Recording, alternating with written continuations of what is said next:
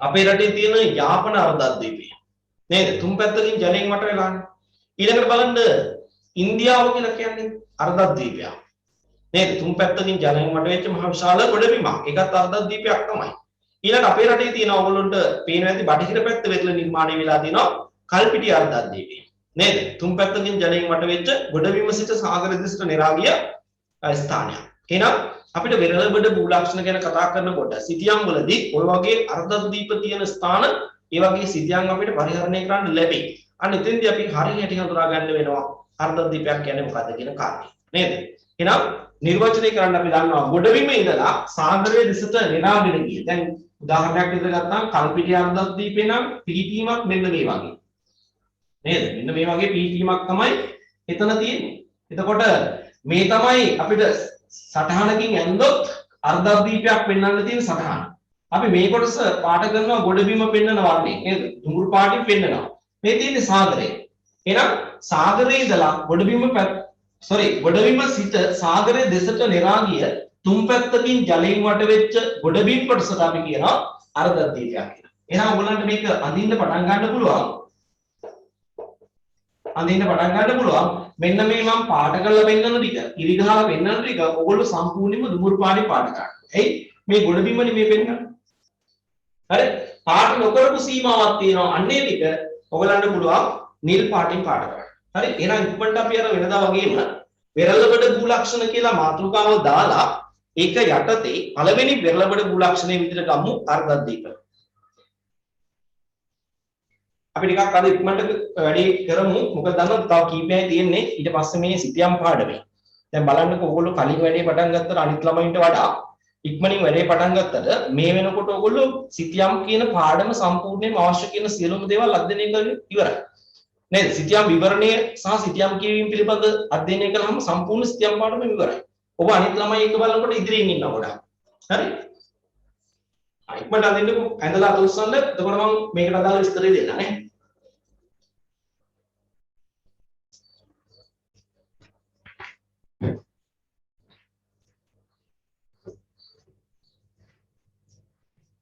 අශානි මල්බි අශානි මේ ප්‍රතිඵල දාන්නකෝ මැසේජ් එකකින් කොහමද කියලා. හරි සර්.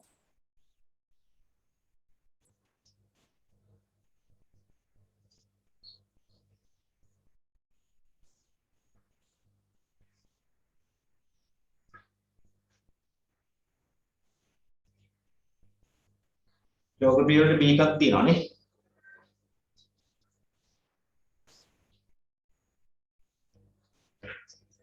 කොහොමද සදීපා භාග්‍යා ඒ කට්ටිය මොකද මේ අද සමහර විට මේ ළමයි අඩු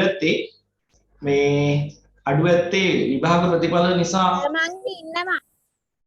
ඉන්නව නේද? අනේ දැක්කේ නැහැ කියන්නකො ප්‍රතිඵල දාන්න මැසේජ් එකක් බලන්න. හා සර්.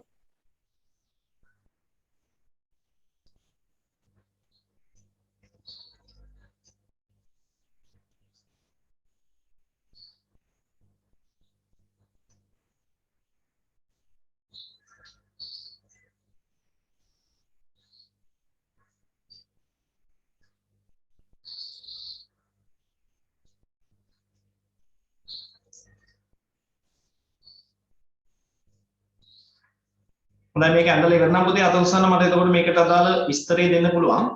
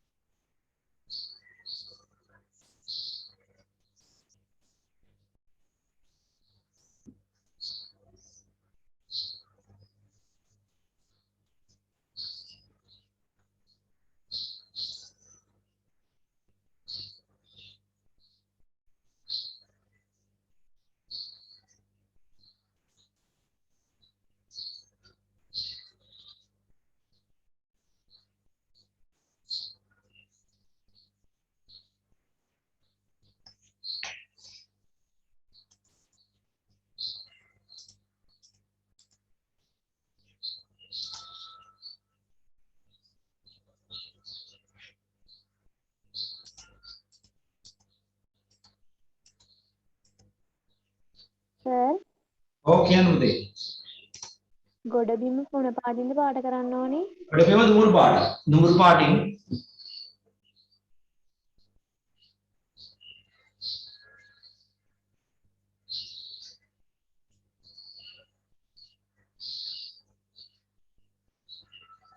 හොඳයි එක්කෙනෙක් වැඩ ඉවරයි. පුතේ පාට කරන වැඩ පොඩ්ඩක් පස්සට තියමුද? මොකද දන්නවද සම්පූර්ණ පාට කරන්න ඕනේ නැහැ. මෙහෙම කරන්නකෝ. දැන් මේ දෙක ස්ටාර්ට් ගෙදෙද්දි වැඩ තියාගන්න පුළුවන් පාට කරන දෙක.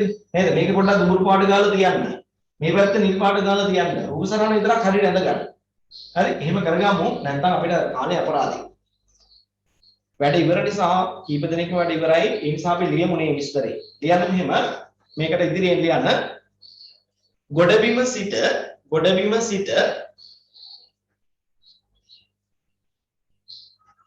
සාගරය දෙසට නෙරා ගිය. ගොඩබිම සිට සාගරය දෙසට නෙරා ගිය.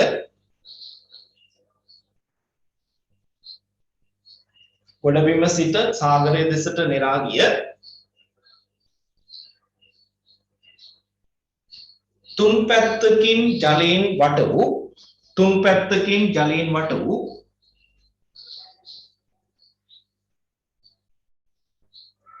තුන් පැත්තකින් ජලයෙන් වට වූ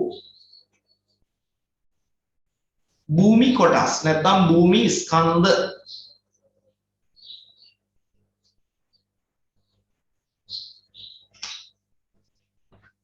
භූමි කොටස් එහෙම නැත්නම් භූමි ස්කන්ධ අර්ධද්වීප නමින් හැඳින්වේ. අර්ධද්වීප නමින් හැඳින්වේ.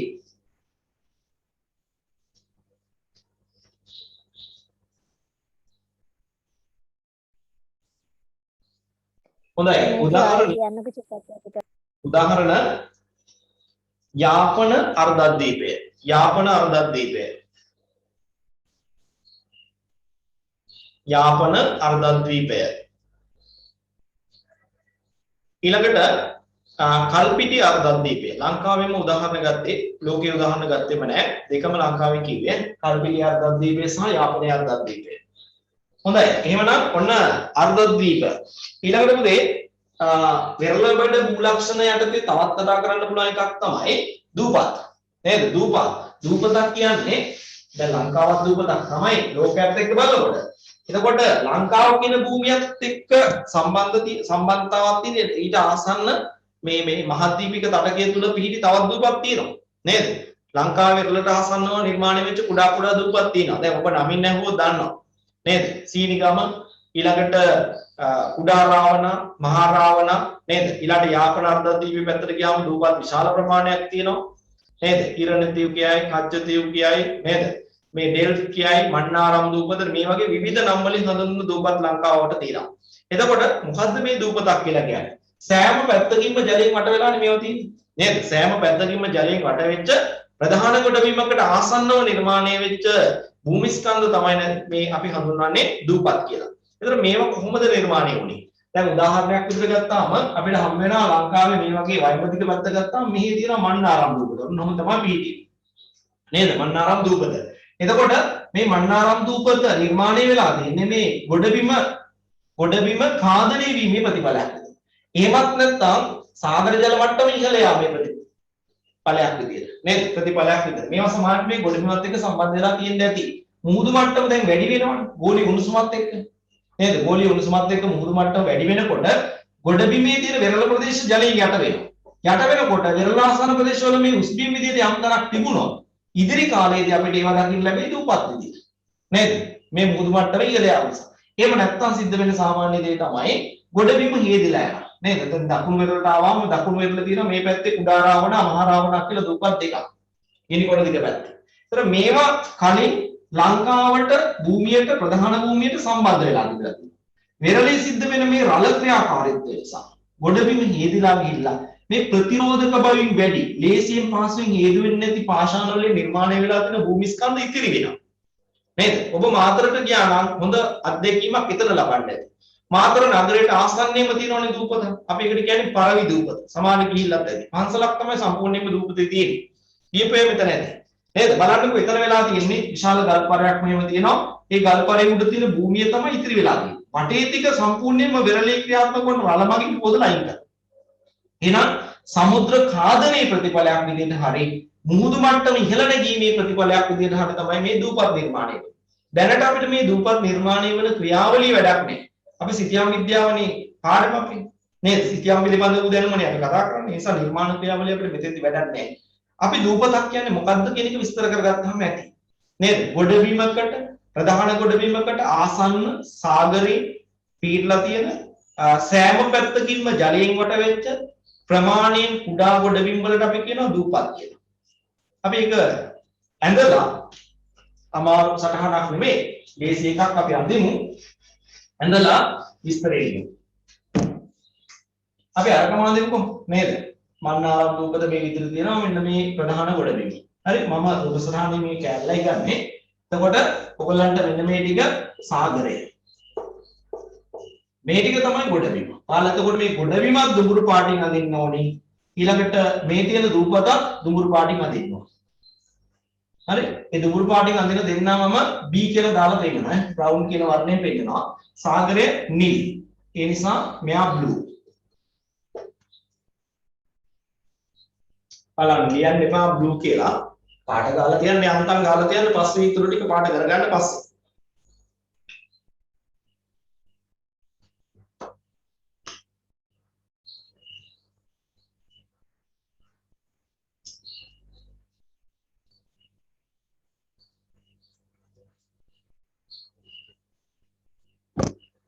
සචිනේට පන්ති දිනවක වනේ 8ට නේද? සචිනේට විනාඩි 10ක් විනාඩි 5ක් විතර කලින් පන්තියෙන් ලීව් වෙන්න පුළුවන් ගැටලුවක් නැහැ පුතේ. හොඳේ.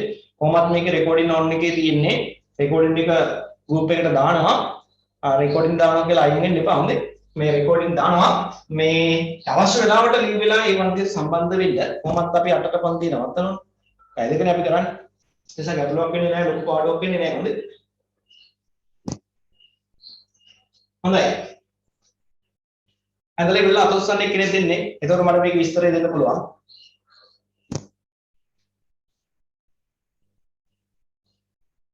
හොඳයි. දෙන්නයි. වැඩ ඉවරයි. ඒ නිසා අනිද්දාට ලොකු වෙලාවක් යන්නේ නැහැ. දැන් පාඩම් කරන වැඩි දෙදිනි කරන්නේ. ඒ නිසා වෙලාවක් වැඩිපුර යන්නේ නැහැ. අපි ලියමු. ලියන්න ප්‍රධාන ගොඩබිමකට ආසන්න ප්‍රධාන ගොඩබිමකට ආසන්න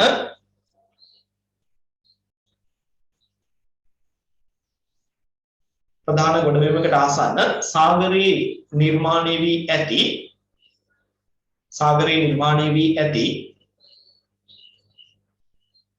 සෑම පැත්තකින්ම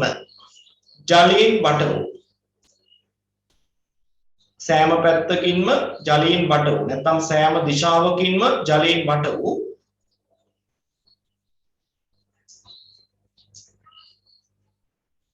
කුඩා ගොඩබිම්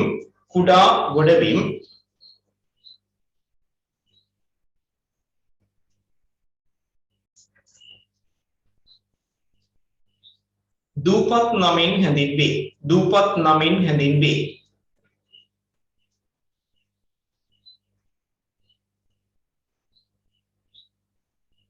සාගර ජල මට්ටම ඉහළ යාම නිසා හෝ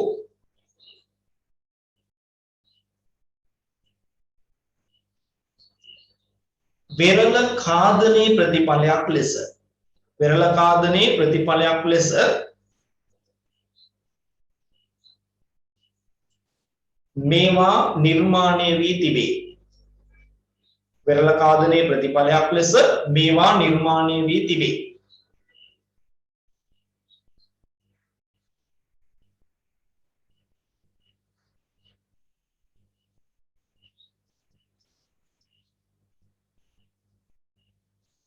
හොඳයි.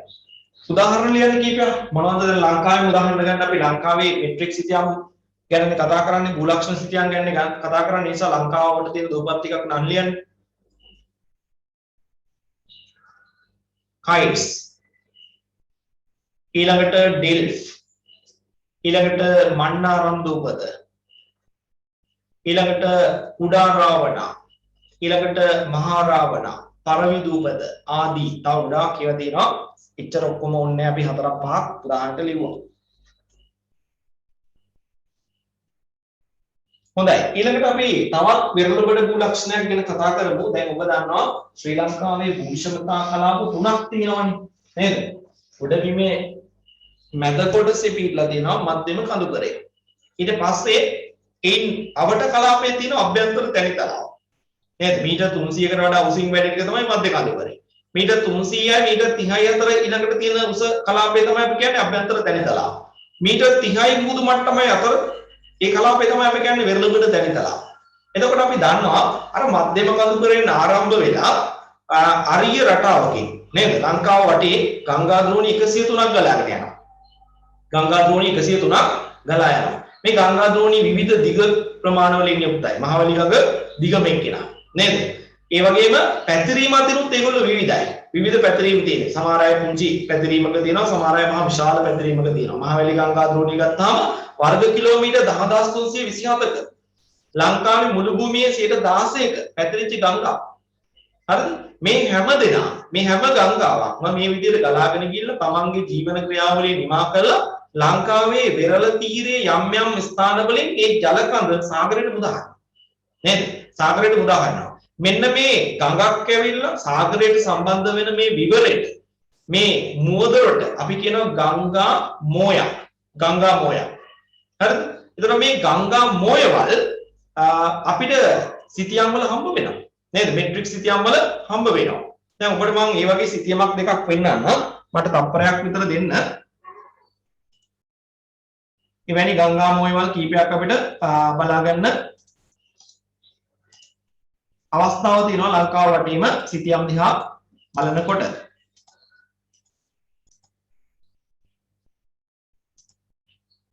හොඳයි මේ තියෙන්නේ අලට මම මේක ස්ක්‍රීන් එක ෂෙයා කරන්න ඒතර බලන්න පුළුවන්. මේ තියෙන්නේ එවැනි අවස්ථාවක්. හරි? එක අවස්ථාවක් මේ තියෙන්නේ මේක කැලණි ගඟ නෑ සෝරි වෙන්තොට ගඟ මුහුදට වැටෙන ගංගා මෝදර. පේනවා ඇති, පැහැදිලි වෙනවා ඇති නේද? තවත් එවැනිම සිතියම් ගණනාවක් තියෙනවා. මම ඒවත් පෙන්නන්නම්. මේ තියෙන්නේ තව එකක්. මේ තියෙන්නේ කළු ගඟ. කළු ගඟ ඇවිල්ලා මුහුදට වැටෙන ස්ථානය. අපි මේකට කියනවා කළු ගංගා මෝය. නේද? කළු ගංගා මෝය. දැන් ඔබට පේනවා ඇති මේ මැප් එක ටිකක් මම zoom කරන්නම්.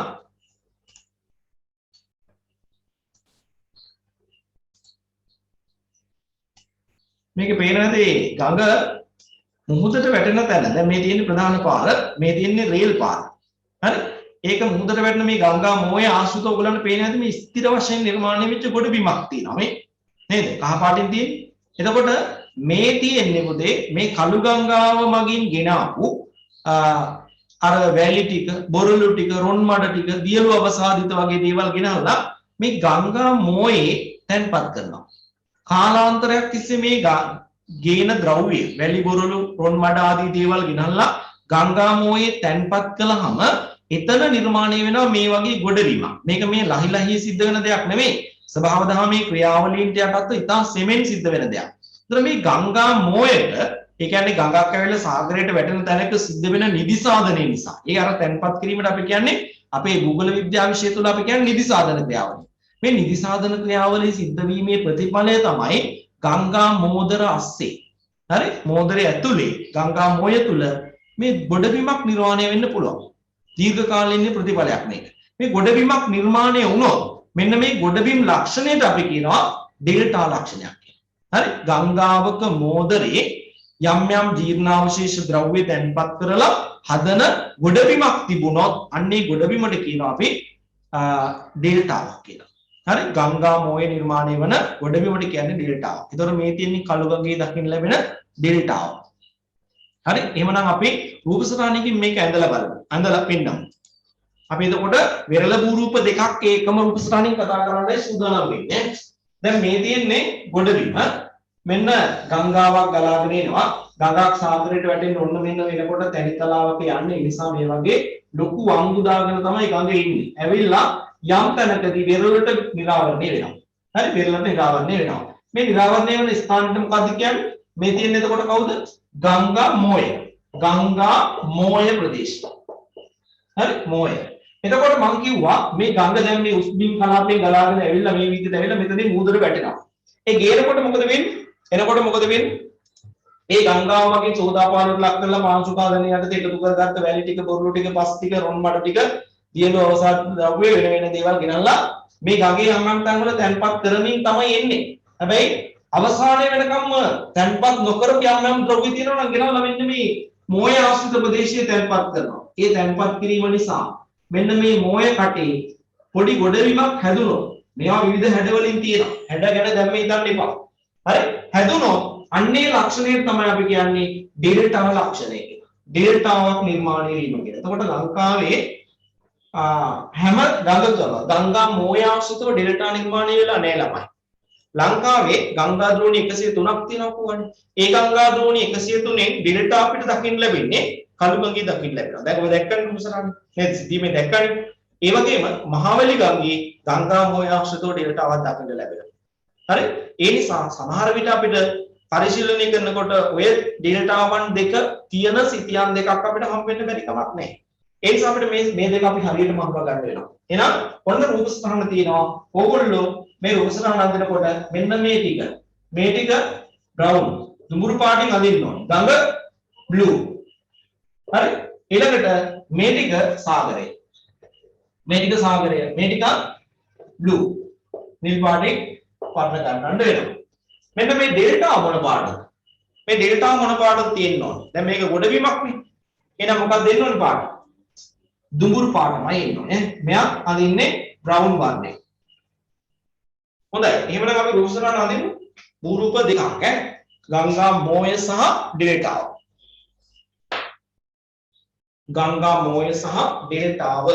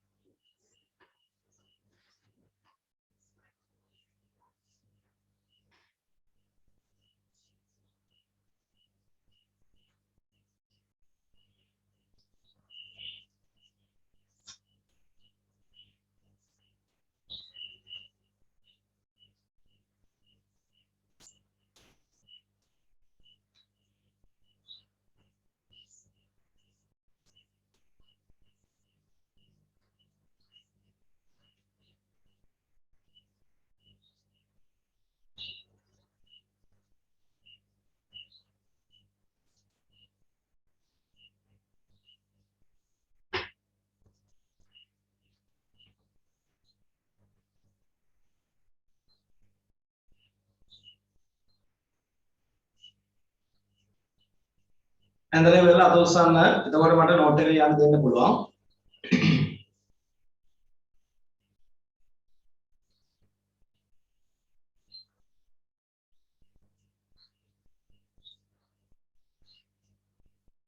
හොඳයි. එක්කෙනෙක් වැඩ ඉවරයි. දෙන්නෙක් ඉවරයි.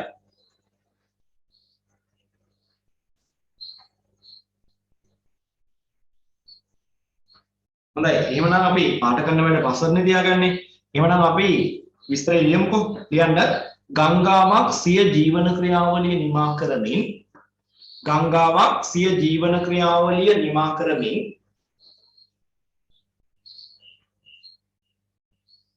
ගංගාවක් සිය ජීවන ක්‍රියාවලිය නිමා කරමින් සාගරයකට මුහුදකට හෝ අභ්‍යන්තර ජලාශයකට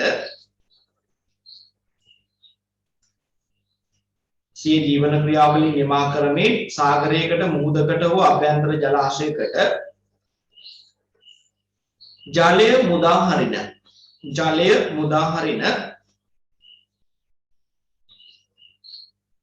මුදා හරින විවරය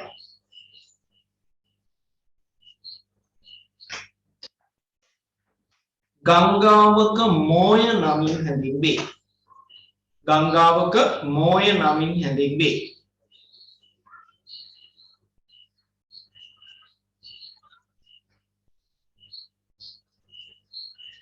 ගංගාව මගින් ගෙන ආ ගංගාව මගින් අනේ සර් ටිකක් කියන්නකෝ. කොතනද පුතේ? මුදාහරින මුදාහරින විවරය ගංගා මෝය නමින් හැඳින්වේ. මුදාහරින විවරය ගංගා මෝය නමින් හැඳින්වේ.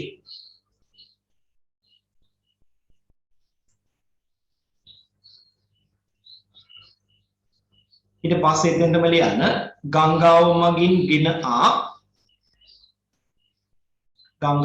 ගෙන ආ වැලි බොරළු රොන් මඩ ආදී. ගංගාව මගින් ගෙන ආ වැලි බොරළු රොන් මඩ ආදී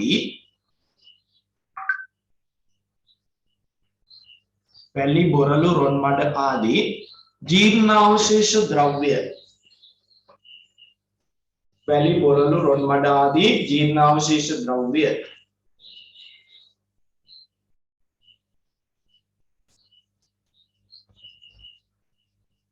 ගංගා මෝය ආශ්‍රිතව තැන්පත් කිරීම නිසා වැලි බොරළු රොන් මඩ ආදී ජීර්ණාවශේෂ ද්‍රව්‍ය ගංගා මෝය ආශ්‍රිතව තැන්පත් කිරීම නිසා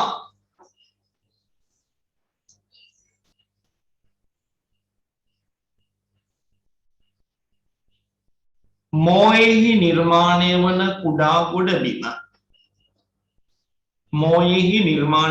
කුඩා ගොඩබිම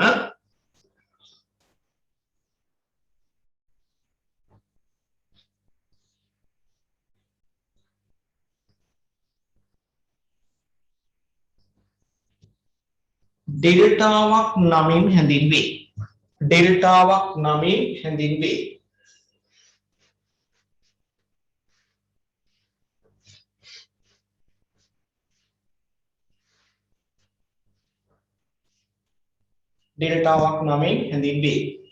හොඳයි උදාහරණ කිහිපයක් ලියන්න. දැන් උදාහරණ දෙකක් තියෙනවා කොහොම ලංකාවේ ගන්න. මොකක්ද තියෙන උදාහරණ දෙක? කළු ගංගා මෝයේ තියෙන ඩෙල්ටාවයි මහවැලි ගංගා මෝයේ තියෙන ඩෙල්ටාවයි. උදාහරණ දෙකම ලියන්න. කළු ගංගාව ආශ්‍රිත ඩෙල්ටාව සහ මහවැලි ගංගා ආශ්‍රිතව තියෙන ඩෙල්ටාව.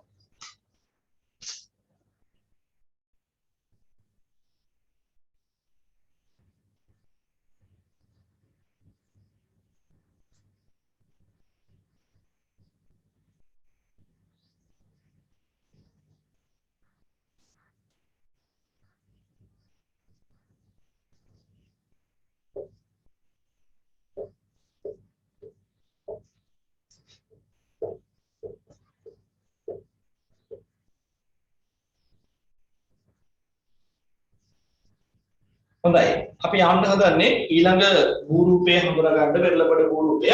අපි මේකට කියනවා කලපුව. බලන්න කලපුව කොහොමද මේ ගොඩබිම දැන් මේ පැත්තේ ගොඩබිම තියෙන මේ පැත්තේ ඔයගොල්ලෝ මේ පැත්ත සම්පූර්ණ දුඹුරු පාටින් පාට කරන්න ඕනේ. මේ පැත්ත නිල් පාටින් පාට කරන්න ඕනේ. සාගරේ මේ පැත්ත තියෙන්නේ. මේ බලන්න ගොඩබිම පැත්තට කා වේදිලා තියෙනවා. නේද? ගොඩබිම පැත්තට කා වේදිලා ගිය කරදිය හෝ කිවුල් ජලයේ පිරුණු අවපාතික ලක්ෂණයට අපි කියනවා කලපුවක් කියලා. බලන්න මේක සාගරයත් එක්ක මේ විවරය මේක සම්බන්ධ වෙන්නේ ඊටාම පටු විවරයකින්. අපිට පේන්නේ නැති තරම් ඊටාම පටු ස්ථානයකින් තමයි සාගරයත් එක්ක මේ ගනුදෙනුව පවත්වන්නේ. නේද? කලපුවක් සාගරය සමග සම්බන්ධ වෙන්නේ ඊටාම පටු විවරයකින්. එහෙනම් සාගරයේ ඉඳලා බලනකොට ඊටාම පටු විවරයකින් ගොඩබිම පැත්තට කාවැදිලා ගිය නේද? කරදිය ජලය හෝ කිවුල් ජලය පිරුණු ස්ථානයකට අපි කියනවා කවුරු කියලාද? කලපුවක් කියලා. දැන් අපිට පේනවා ලංකාව වටා කලපු විශාල ප්‍රමාණයක් වෙලා තියෙනවා. නේද? ලොකුම කලපු ටික ගත්තාම අපිට හම්බ වෙනවා උතුරේ තියෙනවා යාපන කලපුව. ඊළඟට වයඹදික පැත්තට එනකොට අපිට හම්බ වෙනවා මීගමු කලපුව. නේද? මීගමු කලපුව. ඊළඟට වැලිගම කලපුවක්. ඊළඟට මාතරින් පස්සේ ඊළඟට දෙවුන්දරින් පස්සේ හම්බ වෙනවා දිගටම එක දිගට පිහිදලා ගිය කලපු වැලක් නේද? විශේෂයෙන්ම තංගල්ලෙන් පස්සේ රැකව කලපුව, කලමැටිය කලපුව, කොහලංකල කලපුව, ඇඹිලිකල කලපුව, චිත්‍රාකල කලපුව, මලල කලපුව, බූන්දල කලපුව මේ විදිහට එක දිගට නම් පෙළ කියාගෙන යන්න පුළුවන්. ඒ නිසා ගිනිකොන දිග වෙරළ කලාපයම සම්පූර්ණයෙන්ම නිර්මාණය වෙලා තියෙන්නේ කලපු වලින්මයි. හරි? දැන් මේ කලපු නිර්වචනය කරන්නේ කොහොමද? ගොඩබිම දෙසට කාවැදිලා ගිහිල්ලා තියෙනවා, හැරිලා ගිහිල්ලා තියෙන අවපාතික ලක්ෂණයක් තමයි සාගරයක සම්බන්ධ වෙන ඊටාම පටු විවරයකින් ඒ වගේම මේකේ කිවුල් ජලය හෝ කරදිය තියෙන්න පුළුවන් නේද? බහුලවම දකින්න ලැබෙන්නේ කියුල් ජලය. මිරිදිය සමග කරදිය කලාම් වෙච්ච ජලය තමයි මේවා බහුලවම තියෙන්නේ. ලංකාවේ කලපු වලට උදාහරණ දැන් මම කිව්වා. නැගෙනහිර පැත්තට යනකොට හම්බ වෙනවා තවත් ලොකු එක්කෙනෙක් මඩ කලපුව නේද? එහෙම නම් වශයෙන් අපිට මේවා කියන්න පුළුවන්. සිතියම් අපිට ඕන තරම් හම්බ වෙයි මේ කලපු සහිත සිතියම් නේද? පරිශීලනය කරනකොට. හොඳයි. එහෙනම් අපි අඳිමු කලපු ලක්ෂණය. එකක් අඳලා අත උස්සන්න.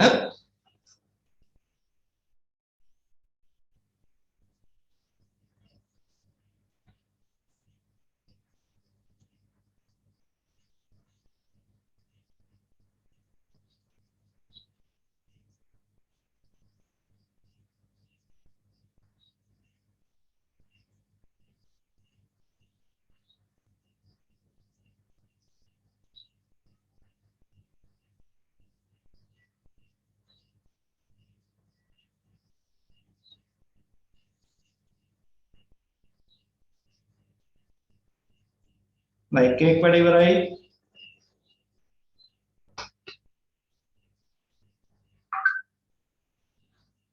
Baik, dinnek pada ibarai. Apa yang menang? Mister Elio, lihat na? Profesorane දැක්වෙන ආකාරයට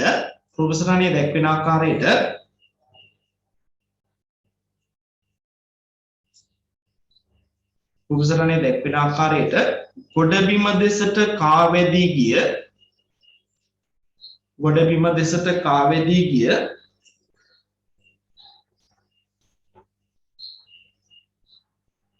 කරදිය හෝ කිවුල් ජලයෙන් සමන්විත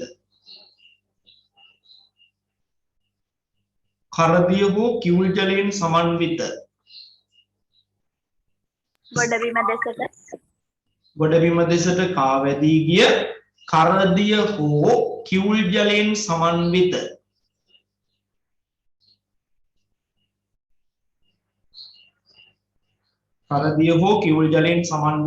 ස්ථාන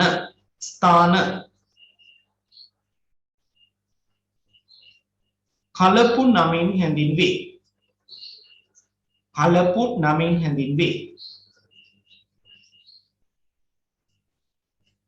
මේවා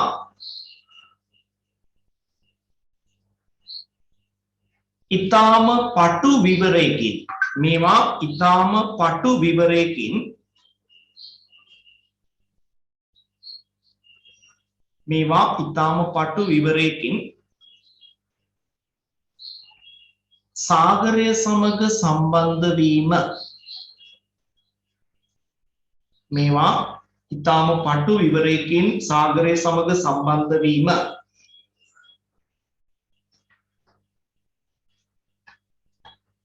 සුවිශේෂී ලක්ෂණයක් වේ.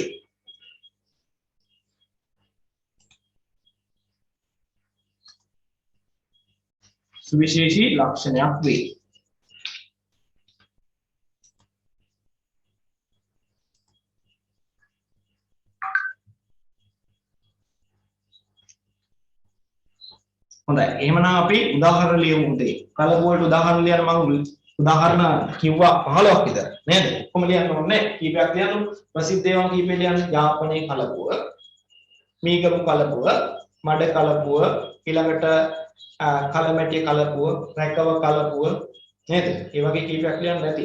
කලපුව ඔක්කොම ගත්තොත් ලංකාව වටේ තියෙනවා වෙරළ දීර්ඝයේ දිගේ කලපු 44ක් විතර. ලොකු කුඩා ප්‍රමාණයව 44ක් විතර තියෙනවා. හරි? ඒ සම්පත ඔක්කොම ලියන්න බෑ. ප්‍රධාන කීපයක් උදාහරණ ලියුවාම ඇති. ඔය එකම අපි කතා කරමු තවත් එකක් තියෙනවා මුහුදු බොක්කු නේද? කලපුව සහ මුහුදු බොක්ක ගොඩක් වෙලාවට ළමයින්ට පැටලෙන එකක්. ඒ නිසා මම ඒක දෙකම එක ළඟ තියාගෙන කතා බහ කරන්න සූදානම්. හරි මේ රූප සරණ බලන්න. දැන් මේ රූප සරණේ ඔය කියන මුහුදු බොක්කක් නිරූපණය කරලා තියෙනවා. හරි දැන් ගොඩබිම තියෙන්නේ මේ පැත්තේ. හරි මේ පැත්තේ ගොඩබිම දැන් මේ පැත්තේ තමයි සාගරය තියෙන්නේ. එහෙනම් මේ බලන්න මේක අර වගේමනේ නේද? මේ ගොඩබිම පැත්තට කාවැදිලා ගිය ලක්ෂණයක් තමයි කිවුල් ජලයේ පිරුණු ස්ථානයක් තමයි අපි කියේ කලපුව කියන්නේ. දැන් මෙතෙන්දී මුහුදු බොක්ක කියලා හඳුන්වනවා ගොඩබිම පැත්තට කාවැදලා ගිහිල්ලා තියෙනවා අරිට වඩා විශාල වපසරියක් අයිති වෙන ආකාරය. නේද? විශාල වපසරියක් අයිති වෙන ආකාරයට ගොඩබිම පැත්තට කාවැදලා ගිය අවපාතික ලක්ෂණයක්ම තමයි. හැබැයි මෙයා බලන්න සාගරයත් එක්ක සම්බන්ධතාව ඇති කරගෙන තියෙන්නේ අර වගේ පටු ස්ථානයකින් නෙමෙයි ළමයි. නේද? මේ පළල වැඩි. පළල වැඩි ස්ථානයකින් තමයි සාගරයත් සමග සම්බන්ධතාව නිර්මාණය කරගෙන තියෙන්නේ. එහෙනම් කලපුවකට වඩා මුහුදු බොක්කක් වෙනස් වෙන්නේ ඔන්න ඔය ලක්ෂණ. කලපුවක් සාගරයක සම්බන්ධතාවයක් වෙන්නේ පටු විවරයකින්. හැබැයි කලපුවක් මේ කලපුවක් එහෙම වුණාට බොක්කකදීම නෑ. බොක්කක් සාගරය සමග සම්බන්ධ වෙන්නේ විශාල පුළුල් වෙච්ච විවරයකින්. එහෙනම් මේක අනිත් එක තමයි නිර්මාණය වෙලා තියෙන අනිවාර්යයෙන්ම කරදියෙන්මයි. කරදියමයි තියෙන්නේ. අර කියන්නේම නෑනේ. කලපුව අපි කිව්වා එක කියුල්දිය තියෙන්න පුළුවන්. එහෙම නැත්නම් කරදිය මිශ්‍රිත ජල කරදිය තියෙන්න පුළුවන්. ඒක ෂුවර් නෑ. එක කරදිය එක කියුල්දිය. මේක එහෙම නෑ. මේක තනිකරම තියෙන්නේ කරදියමයි. හරි. එහෙනම් ඔන්න දැන් ඔබට අදිට පුළුවන් උපසරහන. මේක තමයි මුහුදු බොක්ක.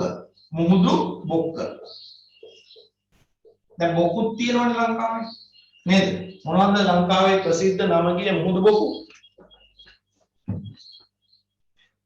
ආරුගම් බොක්ක. නැගිනහිර පළාතේ නැගිනහිර වෙරළ කලාපේ හම්බ වෙනවා. ඊළඟට දකුණු පළාතට ගියාම දකුණු පළාතේ හම්බ වෙනවා වැලිගම් බොක්ක. නේද? ඊළඟට වයඹ පැත්තට ගියාම හම්බ වෙනවා මන්නාරම් බොක්ක.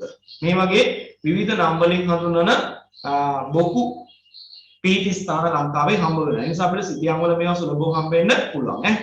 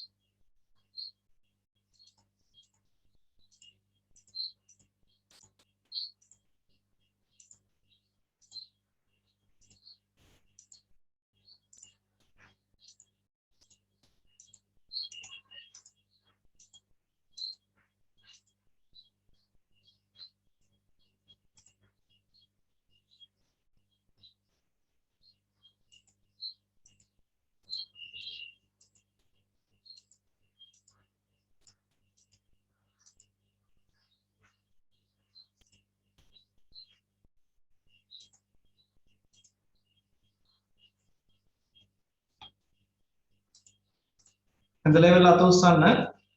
දෙන්නෙක් වැඩි ඉවරයිනේ. මම ඔයගලන්ට පෙන්නන්නම් අපේ දකුණු පළාතේ මාතර මෙට්‍රික් සිතියමේ තියෙනවා මේ වගේ ප්‍රසිද්ධ කලපුවක්. මේ තියෙන්නේ කලපුව ඈ. ඔන්න බලන්නකෝ. මේ තියෙන්නේ වැලිගම බොක්ක. හරි? මම ඔයගලන්ට ටිකක් මේක zoom කරලා පෙන්නන්නම්. පැහැදිලි වෙන්න. ඔන්න පේනවා ඇතිනේ බලන්නකෝ. දෙපැත්තේ විවරයක් මේ සාගරයත් එක්ක සම්බන්ධ වෙලා තියෙනවා. ඊටාම පුළුල් විවරයක්. දෙපැත්තේ තියෙනවා අර අර්ධද්වීප දෙකක් වගේ දෙකක්. තුඩු දෙකක් කියලා මේකද කියන්නේ. හරි? මේ තින්නේ දකුණු පළාතේ මාතර සිටියම නියෝජනය කරන සිටියමේ කොටසක් වන වැලිගම බොක්ක. හොඳයි. එහෙමනම් අපි ලියමු විස්තරේ.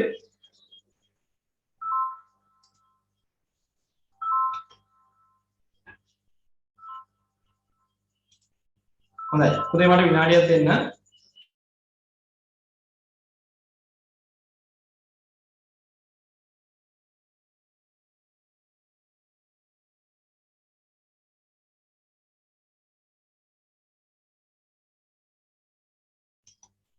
හොඳයි ළමයි මට විනාඩි දෙකක් දෙන්න. ඔයාලා ඔහොම ඉන්න.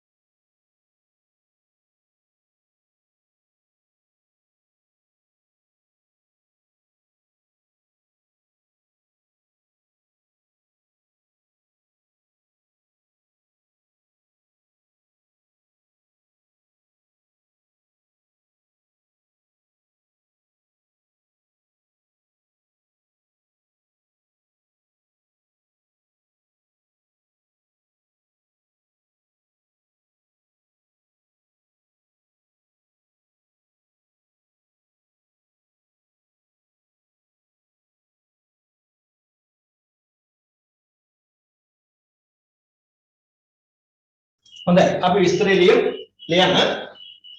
ගොඩබිම දෙසට කාවැදී ගිය ගොඩබිම දෙසට කාවැදී ගිය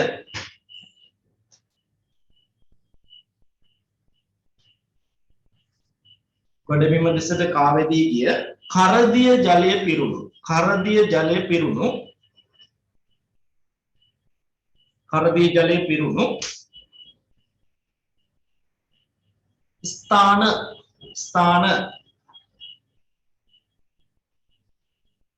මුහුදු බොකු නමින් හැඳින්වේ. මුහුදු බොකු නමින් හැඳින්වේ.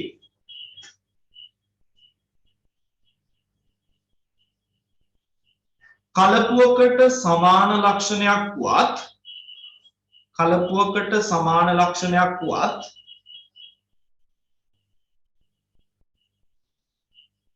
කලපුවකට සමාන ලක්ෂණයක් වුවත් මෙය සාගරය සමග සම්බන්ධ වන්නේ මෙය සාගරය සමග සම්බන්ධ වන්නේ මෙය සාගරය සමග සම්බන්ධ වන්නේ සාපේක්ෂව පුළුල් විවරයකිනි. සාපේක්ෂව පුළුල් විවරයකිනි.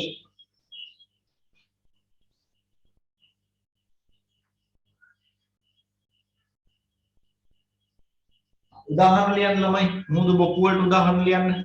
මන්නාරම් බොක්ක. දැන් ඔයගොල්ලෝ මැප් එකේ දැක්කා වැලිගම බොක්ක. ඊළඟට නැගිටින පැත්තට ගියාම නැගිටින වෙල්ල තීරේ අපිට හම්බ වෙන ආරුගම් බොක්ක. ඔයගොල්ලෝ ආරුගම්බේ කියන්නේ නේද? තමයි ආරුගම්බේ මොකටද ප්‍රසිද්ධ වෙලා තියෙන්නේ? එක්තරා ක්‍රීඩාවකට ප්‍රසිද්ධයි. පුළුවන් නම් කියන්න බලන්න මොකද්ද ක්‍රීඩාව කියලා? ආරුගම්බේ ප්‍රසිද්ධ වෙලා තියෙන මොන ක්‍රීඩාවටද?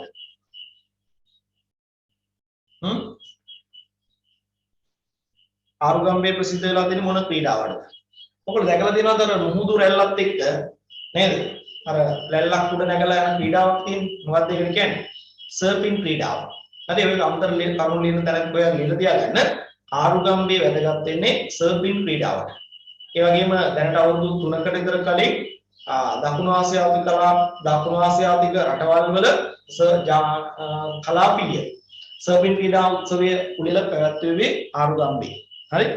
මතක තියාගන්න සර්ෆින් ක්‍රීඩාවට තමයි වැදගත් වෙන්නේ.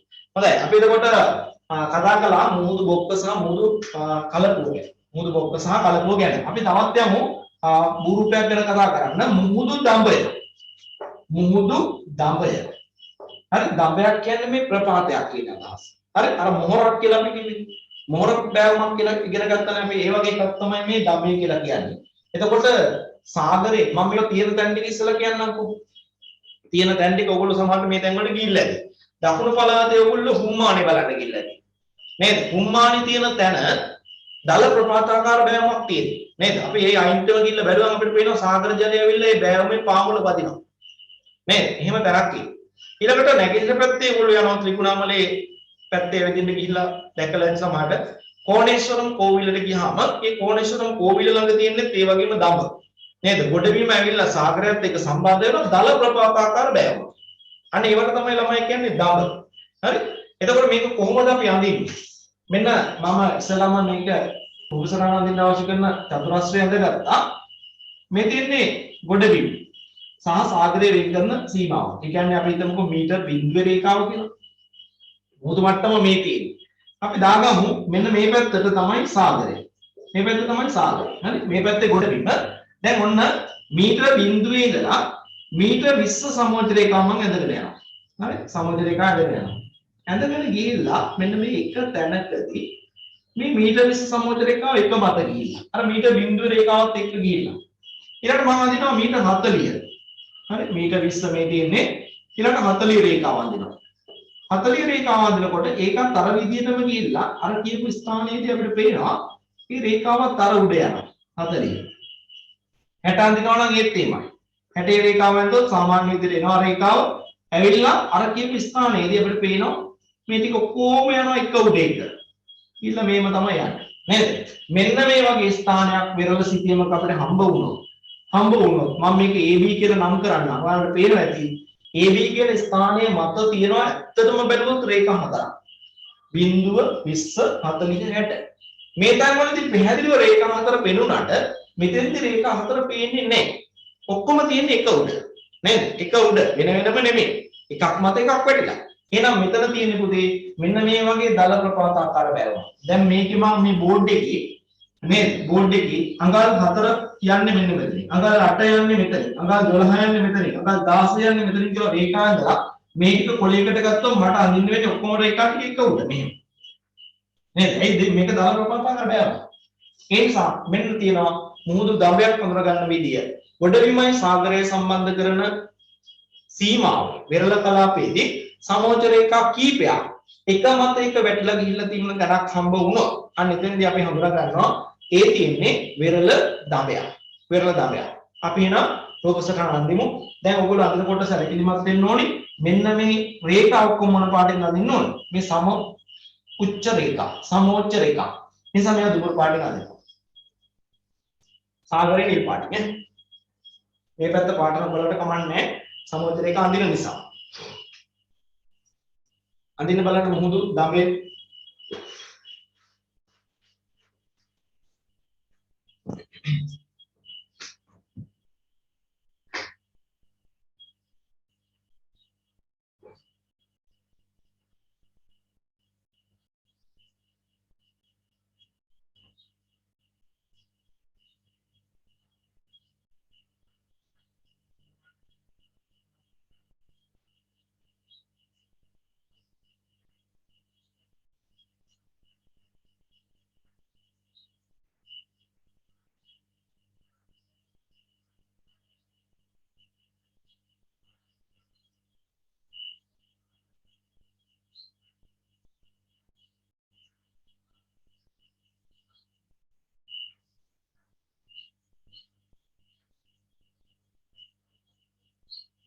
ඇඳලේ වෙලා අත උස්සන්න.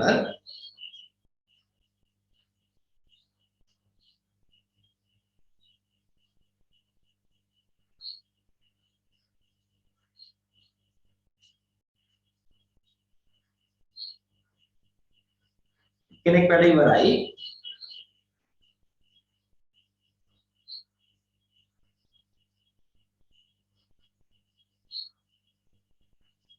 දෙන්නෙක් වැඩ ඉවරයි. ඒ කියන්නේ අනිත් අයටත් වෙලා ප්‍රමාණවත් කියන එකයි අපි ඒ නිසා නෝට් එක ලියමු. කියන්න ගොඩබිමත් සාගරයක් එකිනෙක සම්බන්ධ වන ගොඩබිමත් සාගරයක් එකිනෙක සම්බන්ධ වන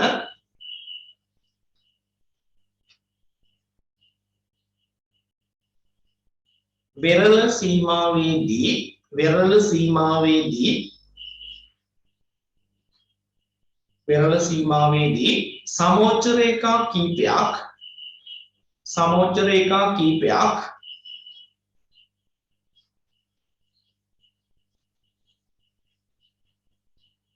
එක මත එක වැටීම සමෝච්ච රේඛා කීපයක් එක මත එක වැටීම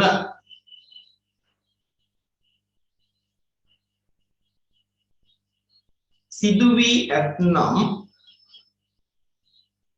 එක මත එක වැටීම සිදු වී ඇතනම් එම ස්ථානයේ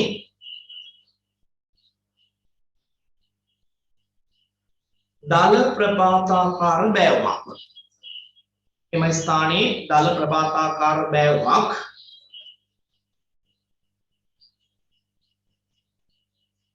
දක්නට ලැබේ. දල ප්‍රපාතාකාර බෑවුමක් දක්නට ලැබේ. ඒවා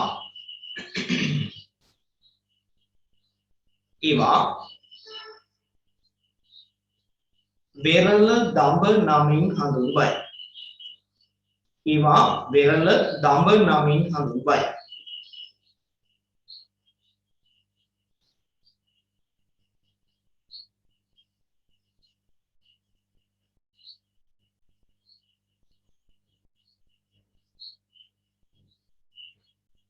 හොඳයි. එහෙනම් අපි ලියමු උදේ උදාහරණ අවස්ථා කීපයක්. ලංකාවේ උදාහරණ අවස්ථා මොනවද? කුම්මානේ අසල පිහිටි දඹ. ඔන්නම් තියෙන තැනක් කියන්නේ දකුණු වෙරළ තීරයේ තියෙන්නේ. එහෙම ඕනේ නැහැ. ඔයගොල්ලෝ දන්නවනේ කුම්මානේ අසල පිහිටි දඹ. ඊළඟට ත්‍රිකුණාමලයේ कोणेश्वरम कोविल අසල පිහිටි දඹ. ත්‍රිකුණාමලයේ कोणेश्वरम कोविल අසල පිහිටි දඹ.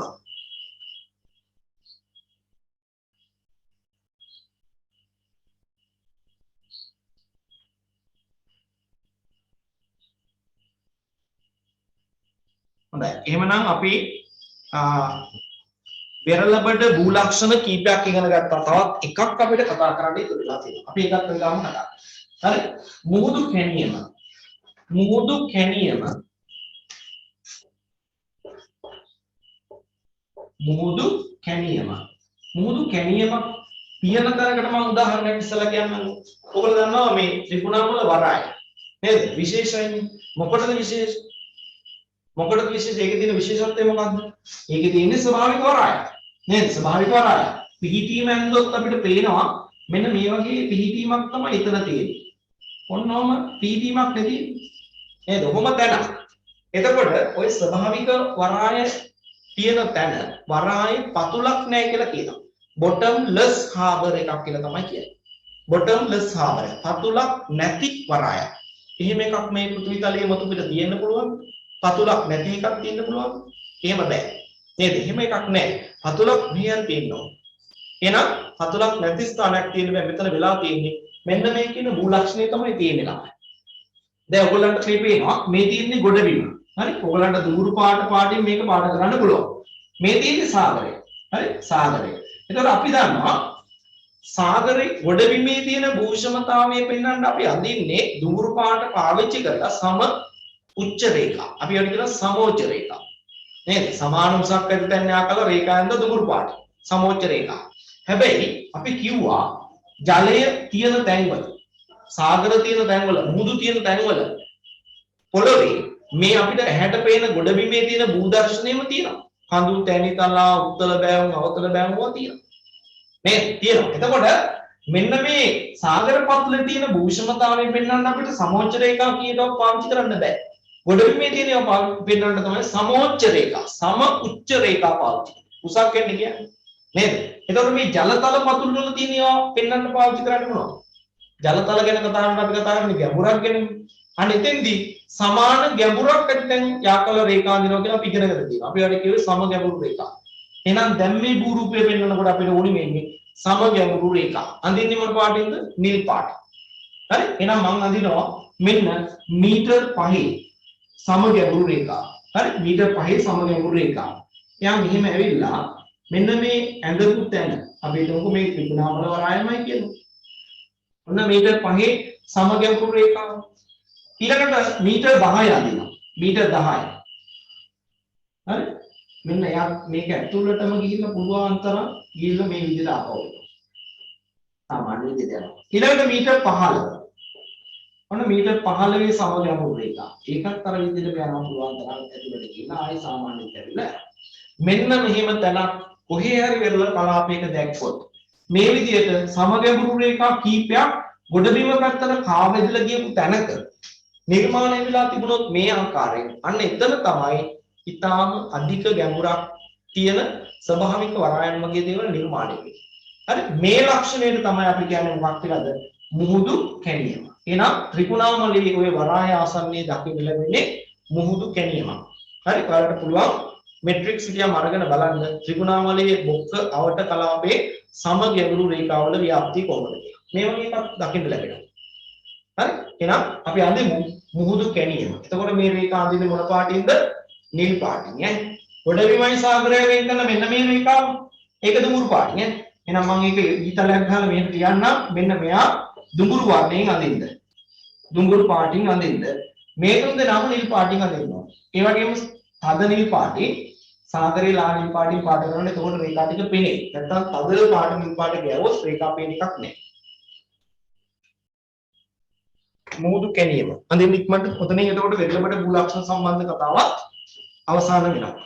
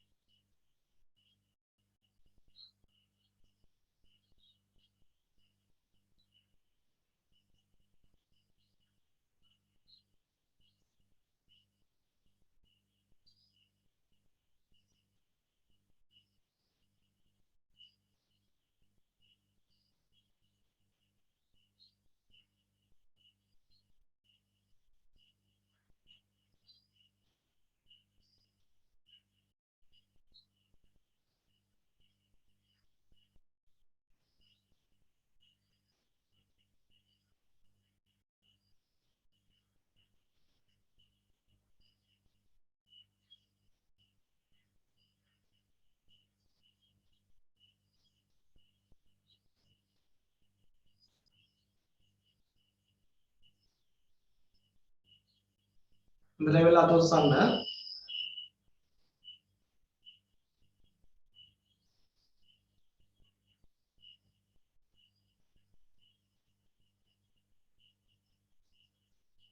හොඳයි එක්කෙනෙක් වැඩ ඉවරයි.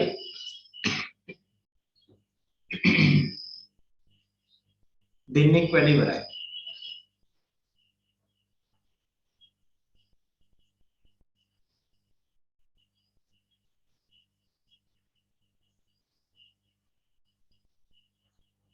හොඳයි අපි එන විස්තරය ලියමු.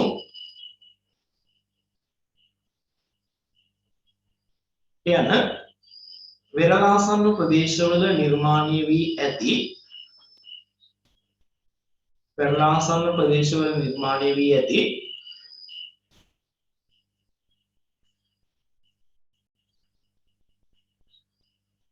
ගොඩබිම දෙසට කාවැදී ගිය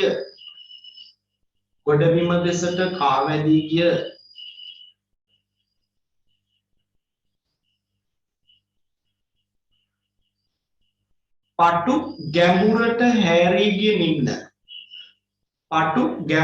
හැරී ගිය නිම්න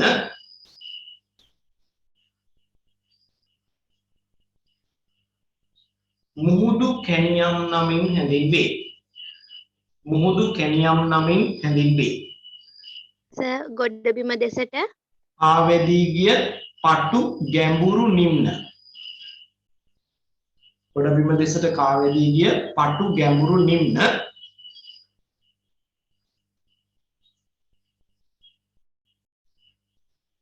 මුහුදු කැණියම් නමින් හැඳින්වේ.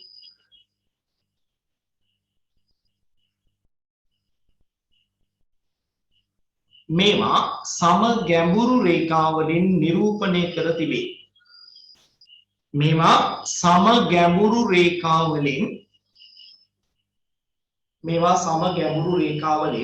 නිරූපණය කර තිබේ.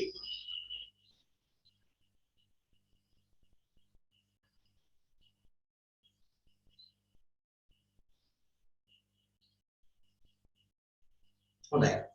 උදාහරණයක් කියන්නකෝ. උදාහරණය මොකද්ද? ත්‍රිකුණාමලය වරාය ආශ්‍රිතව පවතින මුහුදු කැණියම. ත්‍රිකුණාමලය වරාය ආශ්‍රිතව පවතින මුහුදු කැණියම.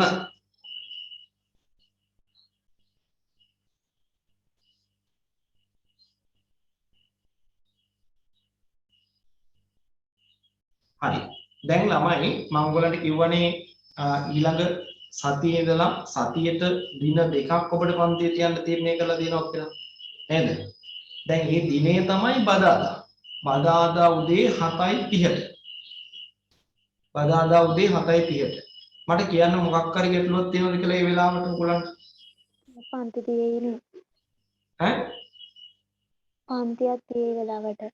අන්තයක් තියෙන වෙලාව. මොකද්ද පුතේ පන්තිය? ඉතිහාසයේ පන්ති. ඉතිහාසයේ පන්තිය නේද? අනිත් අයට මට පුළුවන් සර්. පුළුවන් නේද? නිරෝෂිකාට විතරයි ගැටලුව තියෙන්නේ. පුළුවන්. මෙත් මොකක්ද තියෙන ගැටලුව? පුළුවන් සර් ගැටලුවක් නැහැ. ගැටලුවක් නැහැ නේද? හරි. නිරෝෂිකා අපි මේ සතියට විතරක් දැන් මේ එළඹෙන සතියේ බදාදා දිනේට විතරක් පන්තිය ඒ වෙලාවට දාගෙන වෙන වෙලාවකට ගන්නම් ඊළඟ සතියේ. ඔයාලට රෙකෝඩින් එක දෙන්නම් කමක් නැද්ද?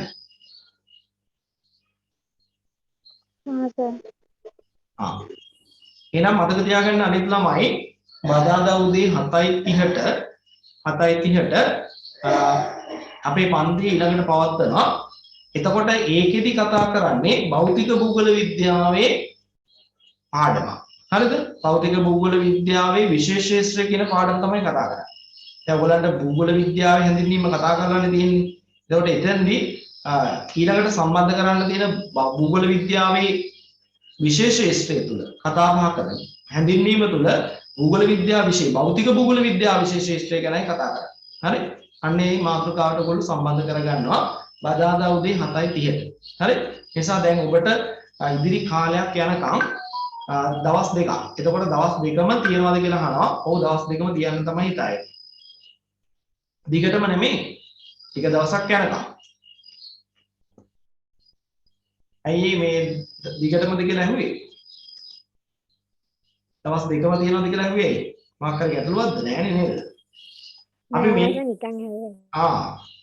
මේ අපි බලමු කොහොම හරි කරලා ඉක්මනට අපේ සිලබස් එක ඉස්සරහට අදගන්න නේද? එතකොට අපිට වැඩි ලීසින් එතකොට ඉතුරු වෙන මුළු කාලෙම අපිට රිවිෂන් වලට දාලා අපිට ආයුධ වලින් සන්නද්ධ වෙන්න පුළුවන් පේපර් එකට ලියන්න නේද? ඒ නිසා අපි හැකි ඉක්මනින් සිලබස් එක කවර් කරගන්න බලමු. ඔයගොල්ලන්ට දැන් මේ පාඩම ඉවර වුණාම දැන් මේ පන්තියේ අද දිනේ මේ පාඩම ඉවර වෙනවනේ යම් දවසකදී දැන් දිරින් තව දවස් දෙකක් විතර කතා කරනකොට මේ පාඩම ඉවර කරන්න පුළුවන්. ඊට පස්සේ පටන් ගන්නේ නූතන සිතියම් විද්‍යාත්මක ශිල්ප ක්‍රම කියන පාඩම. දැන් මේ වෙනකොට ඊකට අවශ්‍ය කරන නිබන්ධන ආයතන වලට නිකුත් කරලා තියෙන සමහර වර්ග නැති. ඒකේ තියෙන්නේ මේ නව තාක්ෂණික ශිල්පීය ක්‍රම ගැන. සිතියම් නිර්මාණය සම්බන්ධයෙන් ඒක වෙනම කොටසක්. සිතියම් වලට සම්බන්ධ පාඩමක් වුණාට ඒක වෙනම ඉගෙන ගන්න තියෙන ඒකකයක්. එතෙන්දී ඔය GIS, GPS අන්නේව ගැන තමයි කතා කරන්න හදන්නේ. හරි? ඒකට අවශ්‍ය කරන දේවල් දැන් ඔබට අවශ්‍ය දේවල් සම්පාදනය කරලා දෙන්නේ පාඩම් පටන් ගන්න තියෙන්නේ මේ කතා කරන කොටස ඉවර වුණා. දැන් අද පටන් ගන්න අලුත් මාතෘකාව සිතියම් විවරණය කියන කොටස පටන් ගන්න. හරි? ඒක ඉවර වුණාම තමයි මේ කොටස පටන් ගන්නෙ. එතකොට අපිට තව දවසක් දෙකක් විතරයි මේ කොටස ඉවර කරගන්න. එහෙනම් මතක තියාගන්න අමතක කරන්න එපා.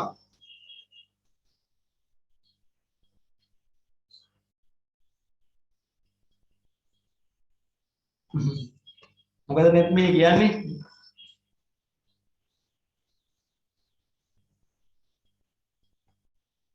හොඳයි. මේ සර් ඔය මට කියන්නේ. ඒක තමයි මට තේරුණා. හරි හරි. ඒ ටයිපින් පොඩි අවුලක් තියා. ඒක තමයි මට තේරුණා මේ මැසේජ් එනකොට මට යොප් එකක් නෙමෙයි කියලා. ඒකයි මම එහෙනම් මොකද කියලා. හොඳයි. මේ කමක් නැහැ.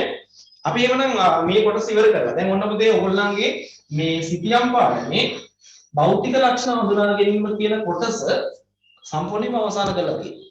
හරිද? දැන් ඔයගොල්ලෝ කල්පනා කරන්නේ ඉතින් කොහොම ස්වභාවික වෘක්ෂලතාව ගැන කතා කරන්නේ නැහැ නේද? භෞතික භූදර්ශනයේ භූෂමතාවයේ ජලවාහනයේ ස්වභාවික වෘක්ෂලතාව එල්ලබඩ භූ ලක්ෂණ කියන හතරක්ම ආයිදී. හැබැයි හතරෙන් අපි ස්වභාවික වෘක්ෂලතාව ගැන කතා කරන්නේ නැහැ. ඕනේ නැහැ.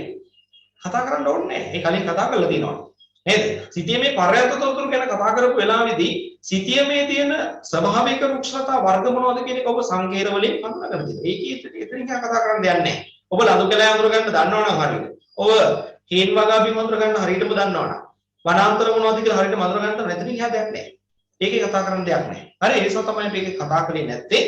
දැන් අපි භෞතික ලක්ෂණ හඳුනා ගැනීමෙන් පස්සේ ලොකු වැඩකටක් තියන්නේ හදයි. ඒකට අවශ්‍ය කරන දේවල් තමයි කලින් සතියේ කිව්වේ මෙට්‍රික්ස් සිතියම් කෑලි දෙකක් හොයාගන්න එක. නේද? මෙට්‍රික්ස් සිතියම් කෑලි දෙකක් එකක් හරි දෙකක් හරි කාගන්න. කීපයක් හොයාගත්තත් කමක් නැහැ. හරිද? දැන් අපි යන්න හදන්නේ අලුත් මාතෘකාවකට. දැන් මේ ටියුට් එකේ වැඩ තියෙනවා. ළමයි වැඩ කරලා ඉවරලා තිබුණා. ඒවා අඩුපාඩු නැහැ. දැන් මේකේ තියෙනවා සිතියමක සංස්කෘතික ලක්ෂණ හඳුනා ගැනීම. මේ ටික කළානේ පුතේ තියෙන්නේ. නේද? දැන් පරිපාලන මායිම අඳුරගන්න විදිය. දැන් කලින් කරපු ඒවා දැනුම පාවිච්චි කරලා මේ ටික කරන්න. තනියෙන් කරන්න බලන්න. හරිද? Tamanට කරගන්න බැරි වෙන අමතක වෙන තැන් තියෙනවා නම් ආපහු බැලුවට කමක් නැහැ. එහෙම නැත්නම් මේ ටික මතකින් කරගන්න පුළුවන් නම් හරියටම හරියන්න. ආයෙ මේක ගැන බය වෙන්න දෙයක් නැහැ. හරි? සිතියම් පාඩමේ ලකුණක් ගන්න ආයෙ බය වෙන්න දෙයක් නැහැ. නිසා මෙතන ගොඩක් තියෙනවා සංස්කෘතික ලක්ෂණ සම්බන්ධයෙන් ඉදිරිපත් කළ කරුණු ඒ කරුණු වලට අදාළ සංකේත ඉස්සරහින් අදින්න තමයි මේ ඉඩ ඉතුරු කරලා තියෙන්නේ. මෙයා පාවිච්චි කළ මේ වැඩේ ලස්සට කරා. අපි යමු මේ ටියුට් එකේ අන්තිම ප්‍රධාන මාතෘකාවට. මෙන්න තියෙනවා. අන්තිම ප්‍රධාන මාතෘකාව වගේම මේක ඉතාම වටිනා මාතෘකාවක්. මොකද්ද බලන්න? සිතියමක් කියවීම සහ විවරණය කිරීම. දැන් අර මම ඔයගොල්ලන්ට ස්ක්‍රීන් ෂෙයා කළේ සිතියම් කොටස්. ඒ වගේම තමයි විභාගට එන්නේ. විභාගට එන්නේ. ඒ සිතියම් කොටස දීලා දැන් මේ අපි ඉගෙන ගත්ත දේවල් වලින් ප්‍රශ්න අහනවා. ප්‍රශ්න අහනවා. හරි? ඒවට කෙටි පිළිතුරු ලියන්න තියෙන්නේ. දැන් භෞතික ලක්ෂණ කීපයක් සලකුණු කරලා රේඛා වලින් හරි අක්ෂර දාලා හරි අංක දාලා හරි ලකුණු කරලා ප්‍රශ්න ටික අහනවා. අංක එකකින් පෙන්නන්නේ මොකක්ද? ඊළඟට xy රේඛාව මත තියෙන භෞතික ලක්ෂණ එක වාක්. කොහොම තමයි ප්‍රශ්න අහන්නේ. ඒ ටිකට හරියට උත්තර ලියා ගන්න පුළුවන් නම් ලකුණු 20ම ගන්න හැකියි. ඒ වගේම තමයි මතක තියාගන්න ඔය ලකුණු 20 ලැයිස්තුවේ එක ප්‍රශ්නයක් හෝ දෙකක් එනවා පුංචි විවරණයක් කියලා. විවරණයක් කියන්නේ මෙහෙම දෙයක්. දැන් ඔබ මෙතනදි මේ ෆවුන්ඩේෂන් එකම හරියට ඔලුවට දාගන්න. එතකොට මේ විවරණයට කම්මැලි නෑ. ගොඩක් ළමයි මේක ලියන්න කම්මැලි. ලියලියවට කම්මැලි. හරි? අර සිතියම් ප්‍රශ්නේ හරි ආසයි කෙටි උත්තර ලියන්න ටිකට හරි ආස ළමයි. ඒ ටික හොඳටම කරනවා. ලකුණු ඒ ටිකෙන් 20න් 15 වෙන හම්බෙන්නේ 15 20න් 15 ගන්නවා ඒ ටික. හැබැයි ලකුණු 5ක් විතර හම්බෙනවා විවරණයකට. ඒක ලියන්නේ. ඒක මන් දන්නේ මොන හේතුව නිසාද? මේක මෙච්චර හොඳට කියා දුන්නාම ලියන්නේ නැත්තම් ලොකු ප්‍රශ්නයක්. ඒ නිසා ඔබ මෙතෙන්ද තීරණය කරන් දැන් තීරණය කරන්න විවරණයක් මට ලියන්න වෙනවාමයි. පුංචි විවරණයක් ලියන්න වෙන මහා විශාල එකක් නෙමෙයි. නමුත් සිතියමක විවරණයක් අහන්න පුළුවන් සෑම අවස්ථාවකම උගන්වනවා මෙතේ. දැන් ඔබට පේන ඇති ඩියුට් එකේ තියෙනවා සිතියමක් කියවීම හා විවරණය කියලා තැනින් තමයි වැඩේ පටන් ගන්න. ඒ වගේම සිතියමක විවරණ අහන්න පුළුවන් හැම එකක්ම අස්සරින් ගලා මොනවද මෙහෙම එකක් අහුවොත් කරන්න තියෙන්නේ? මොනවද මෙහෙම එකක් අහුවොත් ලියන්න තියෙන්නේ කියන ගැන කතා කරනවා. හරි? ඒ නිසා ඔබට විභාගෙදී අවශ්‍ය කරන දැනුම ටික ඔක්කොම දීලා පේපර් දුන්නාම ඒවට ලියන්න පුරුදු කරනවා. හරි? ඒ නිසා අපි බලමු විවරණයක් කරන්නේ මොකද්ද? විවරණයක් කොහොමද කරන්නේ කියන කාරණා. දැන් මේක දිගට ඇදලා යනකොට මේ විවරණය ඔයගොල්ලෝ බෙල්ල ගන්නකො පිටු ටික පිටු 20න් තමයි වැඩි පටන් ගන්න. පිටු අංක 20. ඒතර පිටු අංක 24 දක්වාම යන්නේ ඒක. නේද? මහා විශාල විවරණයකට මෙච්චර දේවල් ලියන්න කියලා එනවාද කියලා ඔබ කල්පනා කරනවා. මෙච්චර දේවල් ටිකක් අන්තර්ගත කරන්න වෙනවාද කියලා ඔබ කල්පනා කරනවා ඇති. එහෙම නැහැ. මේ විවරණය A level paper එකේ විවරණයට අහන යම්කිසි කොටසකට ඇතුළත් වෙන්න පුළුවන් විකල්ප අවස්ථා ගණනාවක් තියෙනවා. ඒ ඔක්කොටම ගැලපෙන්න තමයි මේ තියරි නෝට් එකක් හදලා තියෙන්නේ. හරි තියරි නෝට් එකක් හදලා තියෙනවා. මම මේක ලියන්න දෙන්නෙත් නෑ ඔයගොල්ලන්ට. ලියන්න දෙන්නෙත් නෑ. දැන් ලියන්න ඕනේ නෝට් එක තියෙනවා ළඟ. නේද? නෝට් එක තියෙනවා. එතකොට ඔයගොල්ලෝ මේක හොඳට බලාගත්තාම හරි. හරි විවරණයක් සහ කියවීමක් කියන්නේ මොකක්ද කියන එකේ වෙනස පැහැදිලි කරලා දෙනවා. ඊට පස්සේ මේ එක එක අවස්ථාවලදී විවරණයේ විවිධ අවස්ථා තියෙනවා. ඒ අවස්ථාවලදී කළ යුතු කාරණා මොනවද කියන එක හොඳට පැහැදිලි කරලා දෙනවා. ප්‍රායෝගිකව. දැන් ඔබට සිතියම් හොයාගන්න කිව්ව ඔය වැඩේට. එක එකනා ගාව තියෙන එක එක જાති සිතියම් නේද? එකට එක වෙනස් සිතියම් සමාන දෙන්නෙක් අතේ සමාන සිතියම් තියෙන්න පුළුවන්. ඒ කොහොම වුණත් ඔබට දැන් ඉදිරියදී වැඩ තියෙනවා විවරණ ලියන්න. දැන් අද පටන් ගන්න කොටසට ඔබට ඉදිරියදී උත්තර ලියන්න පුළුවන්. හරි ලියලා මට ඒක එවන්න මම ඒක බලන්න. හැබැයි මැප් එකත් එක්ක එවන්න. නැත්නම් මට මැප් එක නැතුව විවරණේ බලලා වැඩන්නේ. හරි? එහෙම වැඩක් යන්නයි හදන්නේ. එහෙනම් අපි යම් වැඩේට සිතියමක් කියවීම සහ විවරණය කිරීම. සිතියමක් කියවීම සහ විවරණය කිරීම. දැන් ඔයාලට පුළුවන් මේ ටික ඉගෙන ගත්තට පස්සේ ඕනනම් නෝට් ලියන පොතට ෂෝට් නෝට් එකක් අරගෙන එකතු කරගන්න පුළුවන්. ඒක ඔබේ අතේ තියෙන්නේ. නෝට් එකක් අවශ්‍ය නැහැ. නෝට් එක තමයි මේ ටියුට් එකේ අග පිටු දෙකේ තුනේ තියෙන්නේ. හොඳයි. එහෙනම් මේ බලන්න සිතියමක් කියවීම සහ විවරණය කිරීම කියලා මාතෘකාව පටන් ගන්නවා. එතන ඔයාලට පේනවනේ වර්ග කොටස් දෙකක්නේ. සිතියමක් කියවීම කියන්නේ එකක්, විවරණය කිරීම කියන්නේ එකක්. නේද? දැන් මෙහෙම දෙයක්නේ. දැන් පත්තරයක් ඔයා කියවනවා. ඔයා අක්ෂර ගැන දන්නවා. නේද?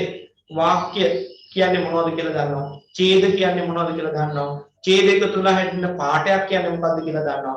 ඊළඟට ඔහුගේ ව්‍යාකරණ ගැන දන්නවා. නේද? ඊළඟට උද්ෘතකම තිත් ඕවා ගැන දන්නවා. ඔය ඔක්කොම පිළිබඳ දැනුම ඇතුව ඒක පිළිබඳ හොඳ අවබෝධයක් ඇතුවනේ පත්තරේ කියවන්නේ. ආටිකල් එක කියවන්නේ නෙමෙයි ඒ ඔක්කොම ටික දැනගන්න. එහෙම නැත්නම් වාඩේ කියවන්න බෑ. නේද? අකුරු ටික දන්නේ නැත්නම් කියවන්න පුළුවන්. බෑ.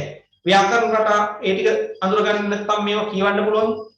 බෑ. නේද? හරි අවබෝධයක් ගන්න බෑ. එහෙනම් මේ තියෙන්නේ සිතියමකුත් එහෙම තමයි පුතේ. හරි සිතියමකුත් එහෙම තමයි. අපි සිතියම් පිළිබඳ යම් තැනකින් පටන් ගන්නවා. A කියන ස්ථානයෙන් පටන් අරගෙන Z දක්වාම මේ කතා කරන වැඩන්නේ මේ කරන්නේ. ඒතර ඒකෙන් අපි විශාල ප්‍රමාණයක් දැන් මේකට කතා බහ කරලා ලොකු දැනුමක් එකතු කරගෙන ඉන්නේ. අපි සිතියම් විද්‍යාව පිළිබඳ එකතු කරගත්ත සම්පූර්ණම දැනුම පාවිච්චි කරලා අපිට සිතියමක් අතර ලැබුණොත් ඒ සිතියමෙන් නිරූපණය කරලා තියෙන භූමියේ සැබෑ තත්ත්වය හිතේ මැවිලා පේනවා. තේරුණාද කියන්නේ? සිතියම් කැලලක් අතර හම්බ වුණාම රයිට් මේ මැප් එකේ කඳු ටික තියෙන්නේ මෙහිමයි. ඒ කඳු වස්යෙන් ගංගා ටික ගලන්නේ මෙහිමයි. සිතියම් දිහා බැලුවම ඔයාලට මැවිලා පේන්න ඕනේ චිත්‍රය. අන්න එහෙම මැවෙනවා නම් ඔබට සිතියම් සම්බන්ධ හොඳ දැනුමක් එකතු වෙලා තියෙනවා. හරි හොඳ දැනුමක් එකතු වෙලා තියෙනවා. එතකොට අපි මෙතෙක් ඉගෙනගත්ත දත්ත තොරතුරු සිතියම් සම්බන්ධ සම්මත වර්ණ සංකේත මේ දේවල් සම්බන්ධ දැනුම එකතු කරලා සිතියමක් ඔබ අතර ලැබුණාම ඒකේ තියෙන යථා ස්වභාවය ඇත්ත తত্ত্বය කෙනෙකුට පැහැදිලි කරලා දෙන්න පුළුවන් නම් මෙහිමයි තමයි මේ භූමියේ තියෙන්නේ මේකයි මෙහිමයි තියෙන්නේ කියලා දෙන්න පුළුවන් නම් අන්නේ දැනුම තමයි සිතියමක් කියවීම කියලා කියන්නේ. තේරුණාද කියලාද? සිතියමක හැමදේම තොරතුරු ඉදිරිපත් කරලා තියෙන සංකේත වලින් වර්ණ වලින් අක්ෂර වලින් ඒවා පිළිබඳ ඔබ සතුව තියෙන දැනුම පාවිච්චි කරලා ඒ දේවල් වලින් ඉදිරිපත් කරලා තියෙන තොරතුරු මෙන්න මේකයි කියලා කෙනෙකුට කියා දෙන්න පුළුවන් නම් ඒක තමයි අපි කියන්නේ සිතියමක් කියවීම. දැන් ඔබ පත්තරේ කියවනවා වගේ තමයි. නේද? දකුණු දන්නේ නැති කෙනෙකුට ඔබට හඬ නගා කියවලා එයාට එකකින් කියවන දේ තේරුම් කරලා දෙන්න පුළුවන්. ඒ පත්තරේ කියවීම. හැබැයි මෙහෙම දෙයක් තියෙනවා. පත්තරේ කියවනකොට ඒ වාක්‍ය වලින් ඒ ඡේද වලින් කියවන දේ ඔබට සමහර විට ඍජුව කියලා නැති වෙන්න පුළුවන්. වක්‍රෝක්තිය කියලා දේවල් තියෙනවා. නේද? හැබැයි පුතේ ඔයාට කියවනකොට ඒක තේරෙයි. නේද? අහින්න කෙනාට ඒක තේරෙන්නේ නැහැ. යාට ඒ සම්බන්ධ දැනුමක් නැත්නම් අවබෝධයක් නැත්නම්. මම මේ කියන දේ ඔබට පැහැදිලි වෙන්නේ නැති. තේරුණාද? කියවලා තේරුම් කරන්න ලේසි. හැබැයි විවරණයක් කියන්නේ ඊට වඩා වෙනස් දෙයක්. විවරණයක් කියලා කියන්නේ තර්කානුකූලව හිතලා බලලා එය සමහර දේවල් අතර තියෙන සම්බන්ධය පැහැදිලි කරන්න තියෙන හැකියාව. තේරුණාද කියන දේ? දැන් උදාහරණයක් විතර ගත්තාම සිතියමක් තියෙනවා.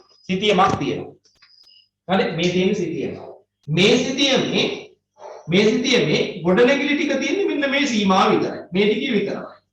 හරි මේ ටිකේ විතරමයි ගොඩනැගිලි තියෙන්නේ. ඔන්න ගොඩනැගිලි වල ව්‍යාප්තිය තියෙනවා. දැන් ওই සිතියමේ තියෙන ওই තේමාව විතරයි. දැන් අපිට බැලුවට කිසිම දෙයක් මේකේ තේරෙන්නේ නැහැ. මේ සිතියමක් තියෙනවා මේ ගොඩනැගිලි ටිකක් මෙන්න මේ කෙරකොලකට සීමා වෙලා තියෙනවා. එකතු වෙලා තියෙනවා. මේ නිහා දෙයක් ඒකේ නේ. ඔන්න ඔබ සිතියම කියමු. හරි සිතියමක් තියෙනවා. ඒ සිතියමේ ගොඩනැගිලි ටික මේ නිරිත කාර්තුව තුල විතරක් පේන්න තියෙනවා. ඔන්න සිතියම කියවුවා. දැන් අපිට මේක විවරණය කරන්න මීට වඩා වෙනස් විදිහට යන්න. එහෙනම් දැන් අපිට පේන දේ කියලා හරියන්නේ නැහැ. විවරණයකදී අපි පේන දෙයට හේතු ඉදිරිපත් කරන්න සමත් වෙන්න ඕනේ. ඇයි මේ සිතියමේ මේ කියන ගොඩනැගිලි ටික මේ සිතියමේ හතරෙන් එකක කොටසකට විතරක් සීමා වෙලා තියෙන්නේ. ඇයි මේ කියන කාර්තුවට විතරක් මේ ගොඩනැගිලි ටික එකතු වෙලා තියෙන්නේ. අපිට තර්කානුකූලව කියන්න පුළුවන් වෙනවා. අන්න ඒකට තමයි කියන්නේ විවරණය. දැන් අපි බලනවා දැන් මේකේ තියෙන ගොඩනැගිලි ටික විතරයි. දැන් මේ සිතියමේ තව තියෙනවනේ භූවිෂමතාවය. ජල වහනය නේද? ඒවත් මේකට පේන්න තියෙනවා නම් අපි ඒව එක්ක හිතනවා ඇයි මේ ගොඩනැගිලි ටික මේ පැත්තට විතරක් වෙලා තියෙන්නේ. මෙහි තව ඉඩ තියෙනවනේ යන්න තිබුණා. හැබැයි ගිහින් නැහැනේ. දැන් කල්පනා කරනවා. එතකොට දැන් අපිට නිකුමට බලන්න හිතෙනවා මිනිස්සු කොහොමද ගෙවල් දොරල් හදනකොට යන්න එන්න පුළුවන් තැනකට යන්නේ ගෙවල් හදන්න. නේද? යන්න එන්න බැරි තැන් වල කොච්චර ඉඩම් ලාභෙට දුන්නත් ඒ තැන් වලට යන්නේ නැහැනේ. ඔන්න අපි හිතනවා. නේද? එහෙනම් පොඩ්ඩක් මේකේ භූෂමතාවය බලන්න ඕනේ මැප් එකේ. දැන් බලනවා ජනාවාස ටිකේ ව්‍යාප්තිය බලලා භූවිෂමතාවය කොහොමද කියලා බලනකොට තමයි වැඩේ පේන්නේ නේද?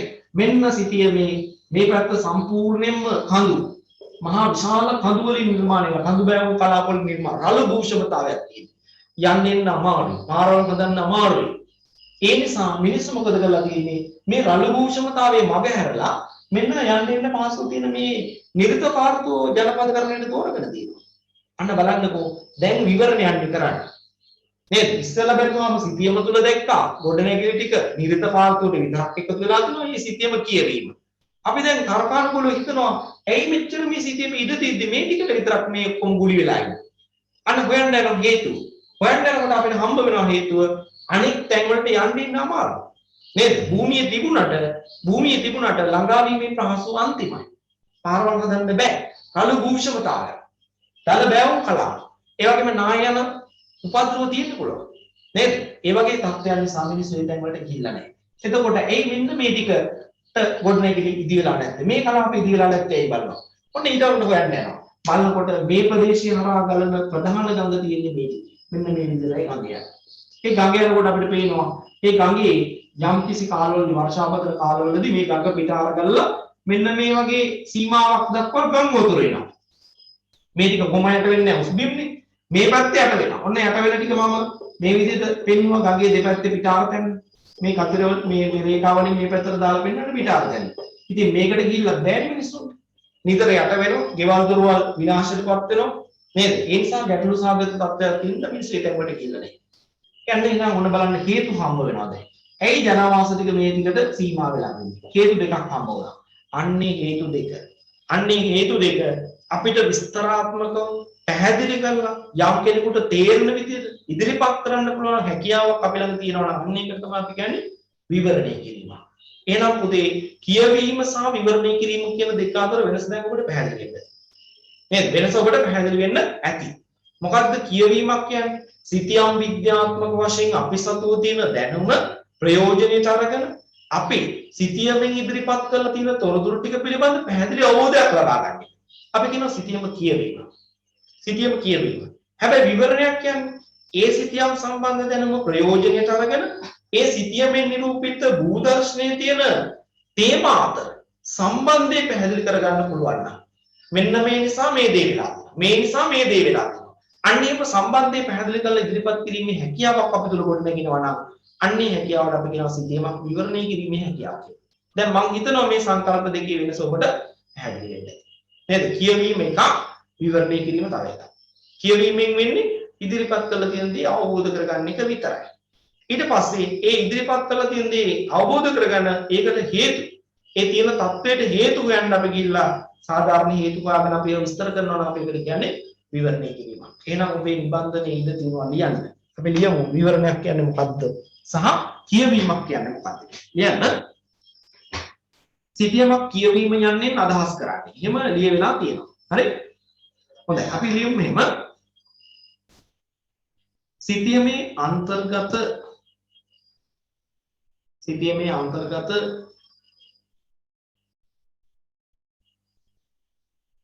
සම්මත වර්ණ සංකේත සිතියමේ අන්තර්ගත සම්මත වර්ණ සංකේත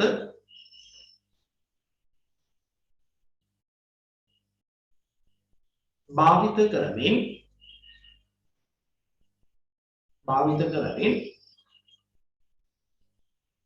සිතියම් විද්‍යාඥයා සතු දැනුමද උපයෝගී කරගෙන සිතියම් විද්‍යාඥයා සතු දැනුමද උපයෝගී කරගෙන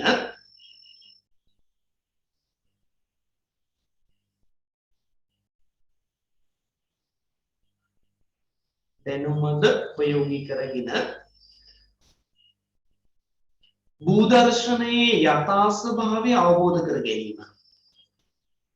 භූදර්ශනයේ යථා ස්වභාවය අවබෝධ කර ගැනීම.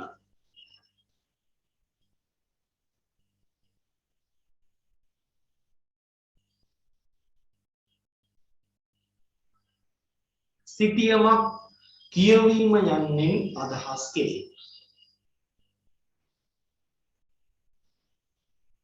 සිතියමක් කියවීම යන්නේ අදහස් කෙරේ. මොකද්ද සර් යථා ස්වභාවය? යථා ස්වභාවය අවබෝධ කර ගැනීම. යථා ස්වභාවය අවබෝධ කර ගැනීම.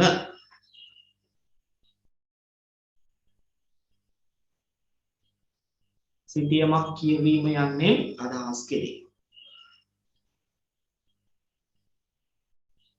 හොඳයි. ඊළඟට බලන්න ඡේදයක් පටන් ගන්නවා. එහෙත් සිතියමක් විවරණය කිරීම යන්නේ ඊට වඩා වෙනස් වූ යමක් අර්ථ ගන්නවයි. කියන தත්ත්වය අවබෝධ කරගන්න එක නෙමෙයි විවරණය කියන්නේ. ඊට වඩා වෙනස් දෙයක්. මොකක්ද බලමු. සිතියම් මුහුණතේ වර්ණ සංකේත අක්ෂර යොදා ගනිමින් නිරූපණය කර ඇති තොරතුරු නිවැරදිව අවබෝධ කරගෙන තනි වචනින් කිව්වොත් සිතියම කියවා.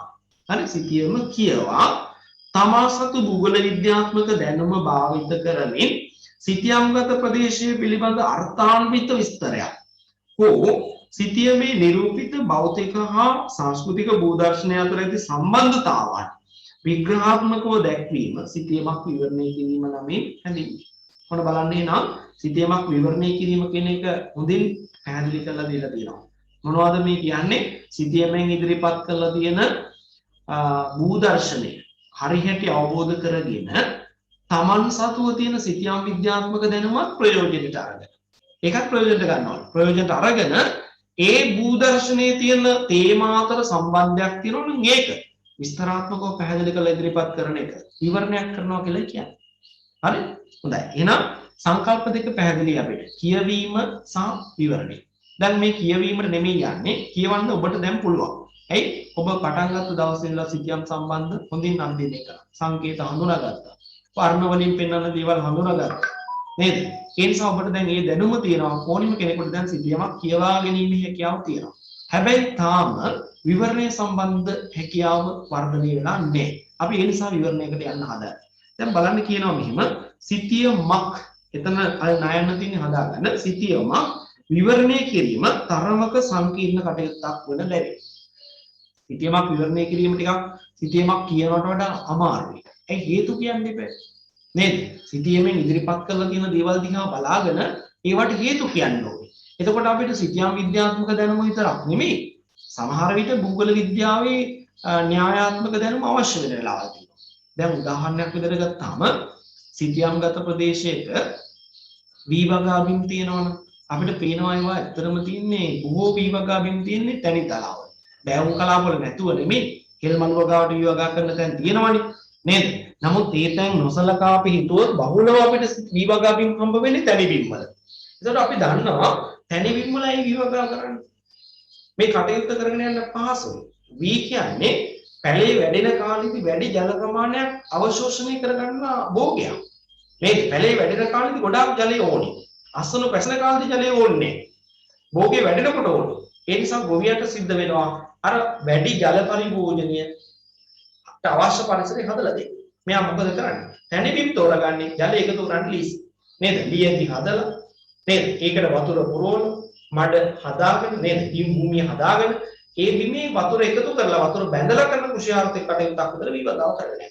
ඒතර අපිට පේනවා සිතියම් ප්‍රදේශවල බෑවුම් කලාපවල වතුර එකතු කරන එක අමාරුයි. ඒ නිසා වෙන්නේ නැහැ විවදාව. නැත්තේ නෑ තියෙනවා බහුතරයක් නැහැ. හරි. ඒ නිසා අපිට පේනවා සිතියම්ගත ප්‍රදේශයේ තැනින් බිම් වල තමයි විවදාව තියෙන්නේ. ඒකත් අපි හොඳින් බලමු. දැන් ඉතින්දි බලන්න සිතියම් විද්‍යාත්මක දැනුම නෙමෙයි ප්‍රයෝජනට ගන්න අපි ඔය කතාව කියන්නේ. සිතියම් විද්‍යාවක් කියන්නේ නැහැ ඔය කතාව. වී වගා කටයුතු කරනකොට වැඩි ජල ප්‍රමාණයක් අවශෝෂණය කරගන්න භෝගයක් මේක. ඒකට අවශ්‍ය ජලය සම්පාදනය කරන්න ඕනේ. මේ ඒ නිසා තැනිබිම් වල ලියේදී බැඳ ගන්න වෙන ඔය කතා එකක්වත් සිතියම් විද්‍යාවේ කතාව වෙන්නේ නැහැ. හැබැයි භූගෝල විද්‍යාවේ කතා කරා. නේද? එහෙනම් ඔන්න බලන්න. සිතියම් විද්‍යාත්මක දැනුම ප්‍රයෝජනට අරගෙන සිතියම මනාව කියවගත්තට පස්සේ ඒ ඉදිරිපත් වෙලා තියෙන භූදර්ශනයට හේතු කියන්න අපි දන්නවා. අන්න හේතු කියනවා නම් ඒක විස්තරාත්මකව පැහැදිලි කරලා දෙනවා නම් ඒක විවරණය. හරි? ඊළඟට බලන්න තේ වගා බිම් රබර් වගා බිම් සිතියම් වල තියෙනවා නම් තියෙන්නේ බෑවුම් කලාපවලමයි. බෑවුම් කලාපවලමයි. පුළුවන් නම් හේතු කියන්න. පුළුවන් නම් හේතු කියන්න බලන්න. සිතියම්ගත ප්‍රදේශයක තේ වගා බිම් රබර් වගා බිම් කියන ඒවා තියෙනවා නම් තියෙන්නේම බෑවුම් කලාපවල. කියන්න බලන්න පුළුවන් නම් හේතු එහෙනම් බලන්න උත්තර තියෙනවා කෘෂිකාර්මික භූමි පරිභෝග වර්ග දෙකක් ගැන කියන්නේ තේ සහ රබර්. එහෙනම් කෘෂිකාර්මික භූමි පරිභෝගය. ඊළඟට බෑවුම් කලාපවල තියෙනවා කියලා කියන එකෙන් කියන්නේ මොකද්ද? භූ විෂමතාවය. එහෙනම් භූ විෂමතාවය කෘෂිකාර්මික භූමි පරිභෝගය අතර සම්බන්ධයක් ගැන මේ කියන්නේ. තේ සහ රබර් දෙකම තියෙන්නේ බෑවුම් කලාපවල. පුළුවන් නම් හේතුකින් බලන්න. මොකද්ද හේතුව? දැන් වී වගා බිම් ටික තැනිතලා වලට ගියේ ඇයි? වැඩි ජල ප්‍රමාණයක් ඕනි. ඒ නිසා ජලය ක්‍රස් කරගන්න අවශ්‍යයි. ඒ නිසා එහෙනම් ඇයි තේ වගා බිම් රබර් වගා බිම් බෑවුම් කලාපවලට ගිහිල්ලා තියෙන්නේ? තේ වගාවට රබර් වගාවට ජලය රඳා ඉන්න තැනක් හරියන්නේ නැහැ. නේද? තේ වගාවට ජලය රඳා ඉන්න තැන හරියන්නේ නැහැ. ඒ ජලය රඳා ඉන්න දුර්වල ජල වහනයක් තියෙන තැන්වල ඒ භෝග දෙකම වවන්න බෑ. ඒ නිසා වගා බිම් සියල්ලම පාහි අපිට පේන්න තියෙනවා. මද බෑවුම් හරි තැනිත මද බෑවුම් හරි බෑවුම් කලාපවල හරි තමයි මේ වගා බිම් වැඩි ගුණ දක්වන්නේ. ඒකට හේතුව තමයි ඒ තැන්වල ජලය හොඳින් බැස යනවා. අපි ඒක තනි වචනයෙන් කියනවා ජල වහන ඉතාම හොඳයි. නේද? ඉතාම හොඳයි. ඒ නිසා ඒ තැන්වලට තේ වගා බිම් සහ රබර් වගා බිම් ව්‍යාප්ත වෙනවා. නේද? එහෙනම් ඔන්න හේතු කියනවා. දැන් සිතියම් විද්‍යාවේ ඕවා තියෙනවා. තේ වගා බිම හවල් තැන් වලට යන්නේ බිම් වලට යන්නේ බෑවුම් කලාප වලට යන්නේ මේකයි කියලා සිතියම් විද්‍යාව කතා කරන්නේ නැහැ. භූගෝල විද්‍යාත්මක දැනුම. ඒකනේ කියන්නේ භූගෝල විද්‍යාඥයා සතු දැනුමත් ප්‍රයෝජනට ගන්න කියන්නේ. නේද? එහෙම කිව්වා නිර්වචනයස්. සිතියම් විද්‍යාත්මක දැනුමයි භූගෝල විද්‍යාඥයා සතු දැනුමයි කියන දෙකම ප්‍රයෝජනට අරගෙන තමයි විවරණයක් කරන්න වෙලා. ඒ නිසා හොඳට මතක තියාගන්න විවරණයේ පුද්ගල බද්ධයි. විවරණයේ පුද්ගල බද්ධයි. ඒ කියන්නේ ඔයා ලියන උත්තරේ නෙමෙයි යාළුවා ලියන්නේ. පැහැදිලි කියන්නේ ඔබ ලියන උත්තරේ කොයි වෙලාවකත් යාළුවගෙන් බලාපොරොත්තු වෙන්න එපා. යාළුවා කොයි වෙලාවකත් තමන්ගේ අනිත් යාළුවගෙන් විවරණේ මේ විදිහටම ලිය යුතුයි කියලා බලාපොරොත්තු වෙන්න එපා. විවරණයේ පුද්ගල බද්ධයි. එකිනෙකට වෙනස්. හැබැයි බොරු ලියන්න බෑ. සිතියේ මේ තියෙන දේවල් එපා කියන්නේ. නේද? සිතියේ මේ ඉදිරිපත් කරලා තියෙන භූදර්ශනයේ දිහා බලලා තමයි විවරණය කරන්න වෙන්නේ. නිසා බොරු ලියන්න බෑ. හැබැයි එක එක්කෙනාගේ විවරණ වෙනස්. හරි? එහෙම එකක් තියෙනවා. හොඳයි. එහෙනම් බලමු. මෙහිම කියනවා සිතියමක් විවරණය කිරීම සංකීර්ණ කටයුත්තක් කියන එක දැන් ටිකක් තේරෙන්න ඕනේ. නේද? සිතියමක් කියවනවට වඩා විවරණය ටිකක් අමාරු වැඩක්. හරි? දැන් අමාරු කියන්නේ ඔළුවට දාගෙන මේක මේ අර ඇටලේ මස් නහර වලටම කාව දෙන්නම දාගන්න එපා. විවරණ අමාරු නෑ. හරි? දැන් කියන තරමක් සංකීර්ණ කටයුත්තක්. තරමක් සංකීර්ණ කිව්වම ළමයි එක බරටම ගන්නවා. ගන්න අරගෙන තමයි අර විභාගෙත් පේපර් එකේ විවරණ කෑ ලයින් කරලා. ලකුණු 4යි. ලකුණු 4 තියෙන වටිනාකම ළමයා ගන්න. ලකුණු 4 නෙමෙයි ලකුණු භාගෙත් ඒ ලෙවල් වලදී වැඩ ගන්න. ඔබට ලකුණු 6ක් හම්බ වෙන ප්‍රශ්නෙට ඔබට ලකුණු 4මාරක් හම්බ වෙනවා කියන්නේ. ඒ 4මාර අවසාන එකතු කරගෙන ගියාම 20යි ලකුණු. පේපර් එකේ ලියන පේපර් එකේ ලකුණු 20යි. රචනා ප්‍රශ්න. ලකුණු ඔයාලට හම්බ වෙන 16.5යි. එකතු කරාම 20 න් 16.5යි අරගෙන. අන්තිමට උත්තරේ එකතු කරලා ඔක වටේ ළඟ තියන්නේ 16.5 කියලා තියන්නේ නැහැ. ඔක අනිවාර්යෙන් 17 වෙනවා. ඒ නිසා ලකුණු භාගෙත් ඔයාලට වැඩ ගන්න. හරිද? සමහරට A එකට යන ගමන ලකුණු භාගෙන් නැති වෙන්නත් පුළුවන්. ඒ නිසා හොඳට මතක තියාගන්න ලකුණු භාගෙත් ආවද. හරි? හොඳයි. එහෙනම් බලන්න කියනවා එම සංකීර්ණතාව අවම කිරීමට විවරණයක් පහත පියවර යටතේ ක්‍රමානුකූලව කරන්න පුළුවන්. දැන් මේ කියන්නේ සිතියමක් දීලා සම්පූර්ණ සිතියම විවරණය කරන්න කිව්වොත් දැන් ඔයාලට සිතියමක් ඔයාගේ අතේ තියෙනවා. මේ වෙලාවේ ඔයාගේ අතේ සිතියමක් තියෙනවා. ඒ සිතියම සම්පූර්ණ විවරණයක් කරන්න කිව්වොත් මේ වැඩි හරි අමාරුයි. ඒක තමයි ඔය සංකීර්ණයි කියන්නේ. හැබැයි විභාගෙදී ඔබට එහෙම කියන්නේ නැහැ. ඔබට එහෙම කියන්නේ නැහැ. සිතියම දීලා මුළු සිතියමම විවරණය කරන්න කියන්නේ නැහැ. ඒකේ තෝරාගත්ත තේමා දෙකක් සම්බන්ධ කරන අන්නේ අතර තියෙන සම්බන්ධය කියන්නේ. තේරුණාද කියන්නේ? හරි? ඒ අතර තියෙන සම්බන්ධය කියන්නේ කියයි. එතකොට අර විවරණයෙන් 10න් පංගුවක් විතර කොටසක් තමයි බලාපොරොත්තු වෙන්නේ. හරි? දැන් මොනවද තියෙන තේමා? දැන් ඔයාලා දන්නවා භූෂමතා ලක්ෂණ ටික එක තේමාවක්. නේද? භූෂමතා කියන්නේ එක තේමාවක්. ජල වහනය කියන්නේ තව තේමාවක්. ජනාවාස ටික කියන්නේ තව තේමාවක්. ඊළඟට කෘෂි වගා බිම් කියලා කියන්නේ තව තේමාවක්. නේද? මේ වගේ තේමා ගොඩක් සිටියේ තියෙනවනේ. එතකොට අහන්නේ දෙකක් ගැන. එහෙම නැත්නම් එකක් ගැන අහන්න. සිතියංගත ප්‍රදේශයේ තියෙන භූෂමතාව පිළිබඳව සැකෙමින් විස්තර කරන්න. අන්න එතකොට අපිට මාර්ග පද්ධතියත් එපා, කෘෂි වගා බිම්ුත් එපා, ජනාවාසත් එපා, අන් කිසිවක් එපා සියල්ල අයින් කළා. අර ඔක්කොගෙම ෆිල්ටර් කර ගන්න. ඇස් දෙක තමයි ඉතින් ඕනි වෙන්නේ. අර ඔක්කොම තියෙන එකම සිතියමනේ. අනවශ්‍ය සියල්ල අයින් කළා. අවශ්‍ය ටික දිහා විතරක් බලලා විස්තරය කියන්නයි තියෙන්නේ. භූෂමතාවය මෙහිමයි. හරි? සමහර විට හයි මේ සිතියංගත ප්‍රදේශයේ මාර්ග පද්ධතියේ ස්වභාවය පැහැදිලි කරන්න.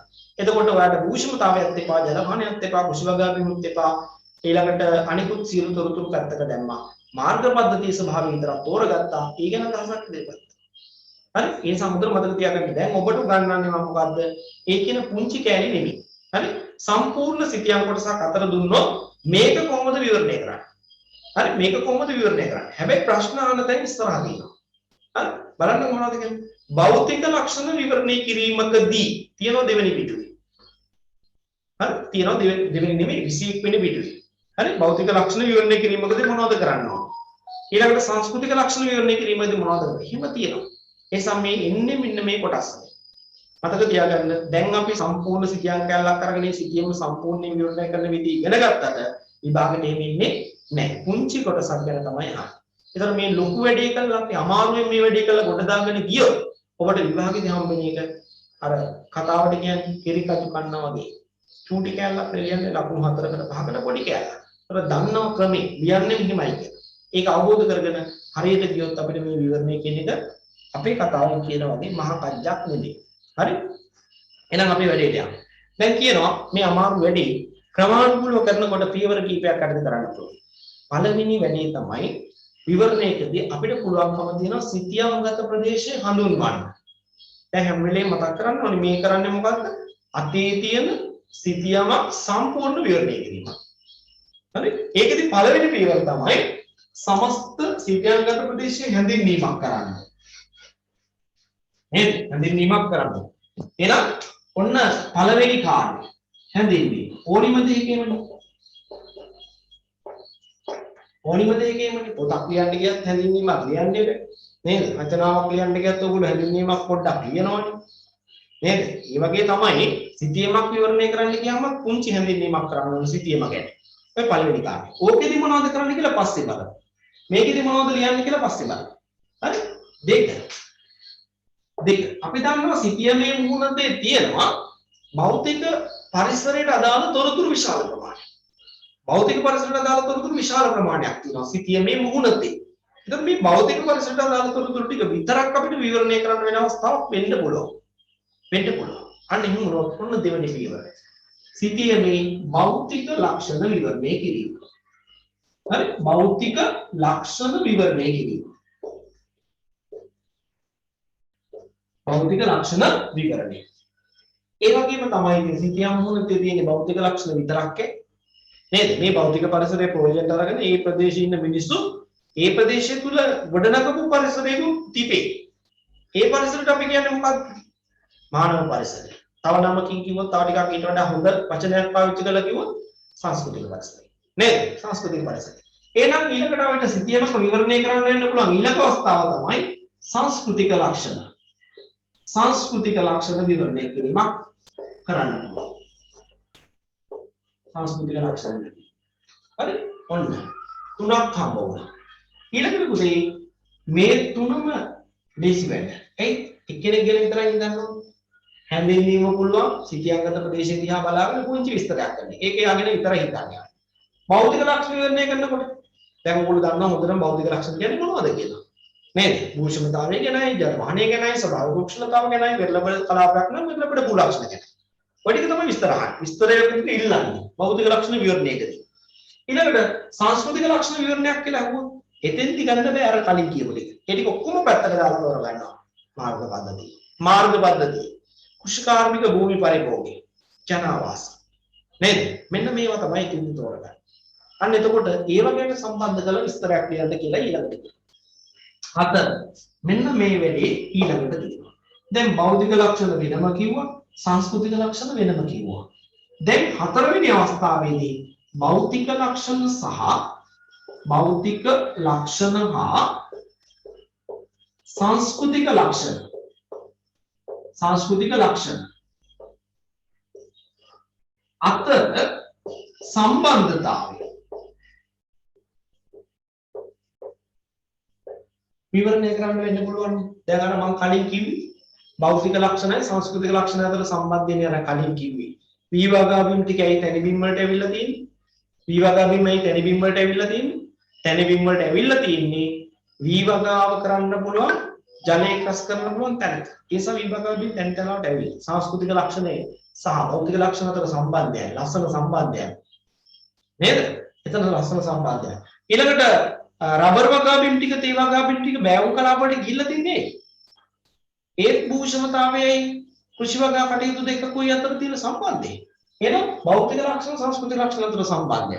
දැන් අපි අර කලින් අර දාලා ආකෘතික මැප් එකක් අන්දයක් ජනවාසික එක පැත්තකට සීමා වෙලා තියෙන්නේ ඇයි කියලා හිතෙන්නේ. ගඟේ බලපෑමයි අර මහා කඳුකර කලාපයේ බෑවුම් කලාපයේ බලපෑමයි. නේද? අන්න භෞතික ලක්ෂණ සංස්කෘතික ලක්ෂණ අතර සම්බන්ධය. නේද? සංස්කෘතික සහ භෞතික ලක්ෂණ අතර සම්බන්ධය. මෙන්න මේක තමයි වැඩිපුර විභාග ධ්‍යානෙ. වැඩිපුර විභාග ධ්‍යානෙ. දැන් උදාහරණයක් විතර ගත්තාම සිටියංගත ප්‍රදේශයේ ඇති කුෂිකාර්මික භූමි පරිභෝගයයි භූෂමතාවය අතර සම්බන්ධතාව පැහැදිලි කරන්න. අන්න එතකොට ඔයාලට බලන්න වෙන්නේ මොනවද? සිටියමේ කුෂිකාර්මික භූමි පරිභෝගය දිහා බලන්න වෙනවා. සිටියමේ භූෂමතාවය දිහා බලන්න වෙනවා. ඒ සම්බන්ධතා තියෙන අවස්ථා 3-4ක් තෝරාගෙන ඒ ගැන විස්තරයක් කරන්න. ඊළඟට අහන්න පුළුවන් සිටියංගත ප්‍රදේශයේ මාර්ග පද්ධතියයි භූෂමතාව අතර සම්බන්ධයයි. අන්න එතකොට කොහොමද මාර්ග පද්ධතිය විදිහලා තියෙන්නේ භූෂමතාවට අනුව. නේද? භූෂමතාව සැලකිල්ලට වරගෙන නැත්නම් කඳුගෙම විදගෙන පාරවල් ගිහලා තියෙන පැකෙලි. එහෙම ගියේ නැහැ. එහෙම ගිය තැන් තියෙනවා උගම් මාර්ගයම හදලා. නේද? එහෙම ගියපු තැන් තියෙනවා. මේ කියන්නේ එහෙම නෙමෙයි සිටියංගත ප්‍රදේශයේ කඳු තියෙනවා. ඒවා මග හැරලා ලස්සන පාරවල් හදලා. තැනි තලාවල විතරක් පාරවල් ගියපු තැන් ඇති. ඊළඟට ගංගා තියෙනවා නම් ගංගා නින්න වලට සමාන්තරව පාරවල් හදාගත්ත තැන් ඇති. ඒ වගේම කඳු බෑවුවක් කරා යනවා නේද? කන්දේ තියෙන නින්න වලට නිරු වලට අනුරූපව පාර හදපු අවස්ථා ඇති ඕනේ තමයි. සිටියම දිහා බලුවොත්. නේද? ඊළඟට කඳු මුදුන් දෙකක් තියෙනවා. ඒ අතර කපොල්ලක් තියෙනවා. එතනින් එහා පැත්තට පාර ගෙච්ච තැන් ඇති සිටියම. එහෙනම් භූෂමතාවයේ මාර්ග පද්ධතිය අතර තියෙන සම්බන්ධය තියෙන්නේ. නේද? නේද? එහෙනම් ඒව තෝරගෙන මෙන්න මෙතෙන්දි කියන්න පුළුවන්. උන්නවා තමයි විභාගේ ධ්‍යාන වැඩිපුර. එහෙනම් මතක තියාගන්න මේ ඔක්කොම විභාගෙට අහන්නේ විද්‍යාම් කැලලක් දීලා මේ සිතියම සම්පූර්ණ විවරණයක් කරන්න කියලා කියන්නේ ඊටව. ලකුණු 4ක් හෝ 5ක් දෙන්න බලන්න කියන්නේ එක්ක කියයි භෞතික ලක්ෂණ විවරණය කරන්න. එහෙමත් නැත්නම් ඒක අස්සින්න කෙනෙක් තෝරලම කියයි. සිතියමේ දැන් මේක අස්සින්න 4 දෙනෙක් ඉන්නවනේ. කවුද? භූෂමතාවයයි ජල වහනයයි අනිත් අය කවුද? භූෂමතාවයයි ජල වහනයයි අන්තිමට කතා කළ වෙරළබඩ භූ ලක්ෂණයි ස්වභාවික වෘක්ෂලතාවයි. කෙලින්ම නම් කළම දෙන්නත් පුළුවන්. සිටියමේ තියෙන භූෂමතාව විවරණය කරන්න. අන්න එතකොට අනිත් ඔක්කොම පැත්තකට දාලා ඒකට ඔක්කොම පයින් ගහලා භූෂණතාව විතරක් තෝරගෙන ඉගෙන විස්තරයක් කරන්න තියෙනවා. හරි එහෙම ඉන්නත් පුළුවන්. හැබැයි මතක තියාගන්න වැඩිපුරම අපිට සිතියම් අභ්‍යාසවලදී පෞද්ගලික විභාගවලදී අහලා තියෙන්නේ මෙන්න මේක සම්බන්ධ කරගත්ත අවස්ථා. හරි මේ අතර සම්බන්ධය තියෙන අවස්ථා ගැන තමයි අහලා තියෙන්නේ. ඒ නිසා අපිට මේක තා වැදගත්. ඊළඟට පස්වෙනි පියවරකදී පුළුවන් අපිට මේ සිතියමේ තියෙන ලක්ෂණ දිහා බලලා අනුමාන කිරීම කරන්නත් පුළුවන්. මම උදාහරණ කියන්නම් අනුමාන කිරීම කරන්න පුළුවන්. දැන් අපි ළඟ තියෙනවා සිතියම. ඔය සිතියමේ බැලු හැමතැනම අපිට පේනවා අර මෙන්න මේ සංකේතය. මේ සංකේතය පේනවා. අර චෛත්‍යක සංකේත මෙහෙම මේවා තියෙනවා සිතියම පුරාම දැන්. ඉතින් මේකෙන් මොකද්ද අපි පෙන්නුනේ? මේකෙන් මොකද්ද අපි කිව්වේ? මේකෙන් මොකද්ද තමයි අපි කිව්වේ? බෞද්ධාගමික සිද්ධාස්ථාන. නේද? බෞද්ධාගමික සිද්ධාස්ථාන. එතකොට සිතියම පුරාම මේක තැන් වල තියෙනවා නම් ඒකෙන් කියවෙනවා කිසියම් දෙයක්. බැලුවල්මට පේන්නේ නැහැ. නමුත් අපිට පේනවා සිතියම දිහා බැලුවම අපිට කියන්න පුළුවන් අනුමාන කිරීම මොකක්ද? සිතියම්ගත ප්‍රදේශයේ වැඩිපුර ජීවත් වෙන්නේ බෞද්ධාගමිකයන්. නේද? ඔන්න බහුලව පේන දෙයක්. නිසා කිව්වා අපි. ඊළඟට තියෙනවා සිතියමේ මෙහෙම දුම්රිය මාර්ග තියෙනවා. මම අඳින්නේ ඔක්කොම දුම්රිය මාර්ග තියෙනවා වැඩිපුර පේනවා මේ වගේ දුම්රිය පාරේ රතු පාට කොටුවයි පොල්තේ. ඕකේ තියෙනවා. මොකද්ද අපි ඉගෙන ගත්තේ? දුම්රිය පොළසා නැවතුම. බහුලව පේන්න තියෙනවා යාට දීලා තියෙන සිතියමේ. 3 4ක් 5ක් 6ක් සිතියමේ තියෙනවා. එතකොට ඔයා මොකක්ද ඒක තියා බලලා ඉන්න තීරණය? මොකක්ද ඒක තියා බලලා ඉන්න විවරණයට ගන්න අදහස? ඒකෙන් කියන්නේ ඒ ප්‍රදේශයේ ජීවත් වන මිනිස්සු පරිවහන ජාලය තුල දුම්රිය පරිමාණයට ගොඩක් කැමතියි. නේද? ඒකනේ දුම්රිය පොළවල් දුම්රිය නැවතුම් හදලා තියෙන්නේ. දුම්රියක් නවත්තන්නේ මොකටද? මගින් බස්ස ගන්න සහ මගින් ගොඩ කරගන්න. දුම්රියට ගන්නයි බස්ස ගන්නයි. එහෙනම් දුම්රිය පොළ නැවතුම් වැඩිපුර තියෙනවා නම් කිසියම් සිතියම්ගත ප්‍රදේශයක ඒ මිනිස්සු බස්ස ගියාමට වඩා දුම්රිය යන්න කැමතියි. මොනවා හරි හේතුවක් නිසා. අපි දන්නේ හේතුව. ටිකට් එකේ ගාන අඩු නිසා වෙන්න පුළුවන්. නේද? ට්‍රැෆික් වලට අහු වෙන්නේ නැතුව යන්න පුළුවන් හින්දා වෙන්න පුළුවන්. නේද? එහෙනම් මොනවා හරි හේතුවක් නිසා මිනිස්සු දුම්රිය පරිවහනට වැඩි කැමැත්තක් තියෙනවා කියලා අපිට කියන්න පුළුවන්. හරි? ඔන්න බලන්න අනුමාන කිරීම. හරි? ඊළඟට සිතියමේ තියෙනවා නම් තැන් වලින් මතුවෙච්ච පාෂාණුද්ගත ගල් තලාවන් තැන් වල තියෙනවා. හරි? තියෙනවා නම් ඒකිනුත් අපිට කිසියම් උපකල්පනයකට එන්න පුළුවන්. මොකද්ද උපකල්පනය? එකක් තමයි ඒ ප්‍රදේශයට අධික ලෙස වහිනවා. වැස්ස පේනවේ සිතියම දිහා බැලුවොත්. නේද? හැබැයි ගල් තලාව මතුවලා තියෙනවා නම් තැන් වල අපිට කියන්න පුළුවන් අධික ලෙස වර්ෂාපතන ලැබෙන කලාපයක්. ඒකනේ මේ මතුපිට මස්තක් හේදිලා කියලා යට තියෙන ගල් තට්ටු මතුවලා තියෙන්නේ. ඔය එක අනුමාන කරනවා. හරියන්න පුළුවන් නෑ. හරි? දෙවැනි කාරණේ තමයි ඒ අධික වර්ෂාපතනය සමග ඒ අදාළ ප්‍රදේශය අධික ලෙස පාංශුපාදනයට ලක්වන ප්‍රදේශයක්. පස් දෙක හේදිලා ගියේ නැත්නම් යට තියෙන ගල් ටික මතුවලා පේන්නේ කියන්නේ. නේද? අපි එහෙනම් එහෙමත් හිතනවා. ඔන්න අනුමාන කිරීම. නේද? එහෙනම් එහෙම කියනවා. ඊළඟට සිතියම්ගත ප්‍රදේශී සංචාරක බංගලා ඊළඟට හෝටල් ඊළඟට ඓතිහාසික ස්ථාන තියෙනවා නම් අපි හිතනවා ඒ ප්‍රදේශයේ සංචාරකයෝ බහුලව ගැවසෙන සංචාරක කටයුතු සඳහා ප්‍රසිද්ධ ප්‍රදේශයක් කියලා අපි හිතනවා නේද? අනුමාන කිරීමකට එන්න පුළුවන්. සිතියම්ගත ප්‍රදේශය තුළ තියෙන තොරතුරු අනුව මේ සිතියම්ගත ප්‍රදේශයේ සංචාරක කටයුතු සඳහා ප්‍රසිද්ධ වන ප්‍රදේශයක්. ඔන්න බලන්න විවරණයක දෙන්න තියෙනවා. එහෙනම් සිතියමක් සම්පූර්ණ විවරණය කිරීමකදී අපෙන් අහන්න පුළුවන් අවස්ථා ටික තමයි මේ තියෙන්නේ. අවස්ථා අතර ප්‍රධාන ටික තමයි මේ තියෙන්නේ. මෙන්න මේගොල්ලෝ.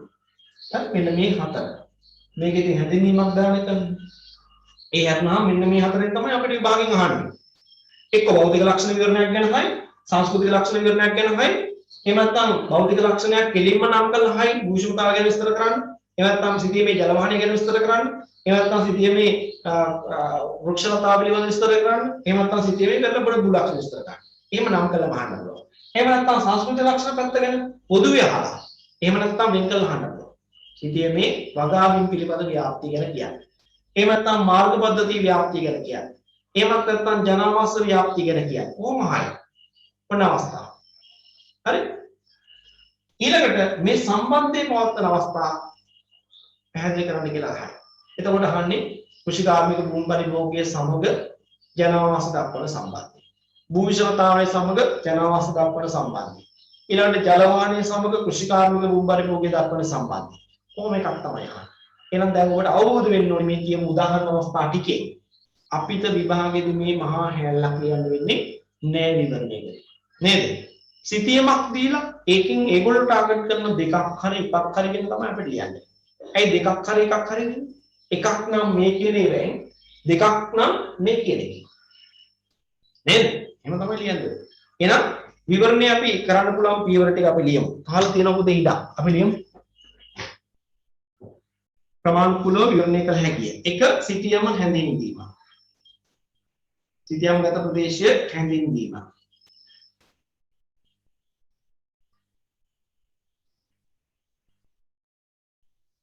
ඊළඟට දෙක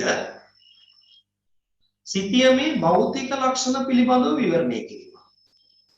සිතියමේ භෞතික ලක්ෂණ පිළිබඳව විවරණය කිරීම. භෞතික ලක්ෂණ පිළිබඳව විවරණය කිරීම.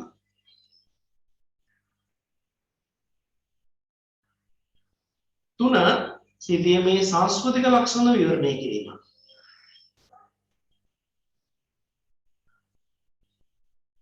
सांस्कृतिक लक्षण विवरणय किरीම.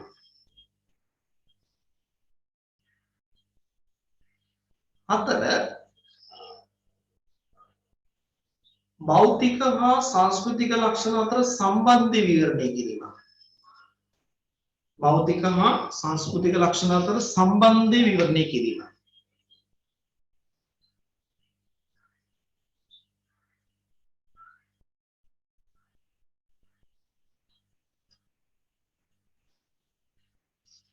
ඊළඟට අන්තිම එක සිතියම්ගත තොරතුරු ඇසුරෙන් අනුමාන කිරීම ඉදිරිපත් කිරීම. සිතියම්ගත තොරතුරු ඇසුරෙන් අනුමාන කිරීම ඉදිරිපත් කිරීම.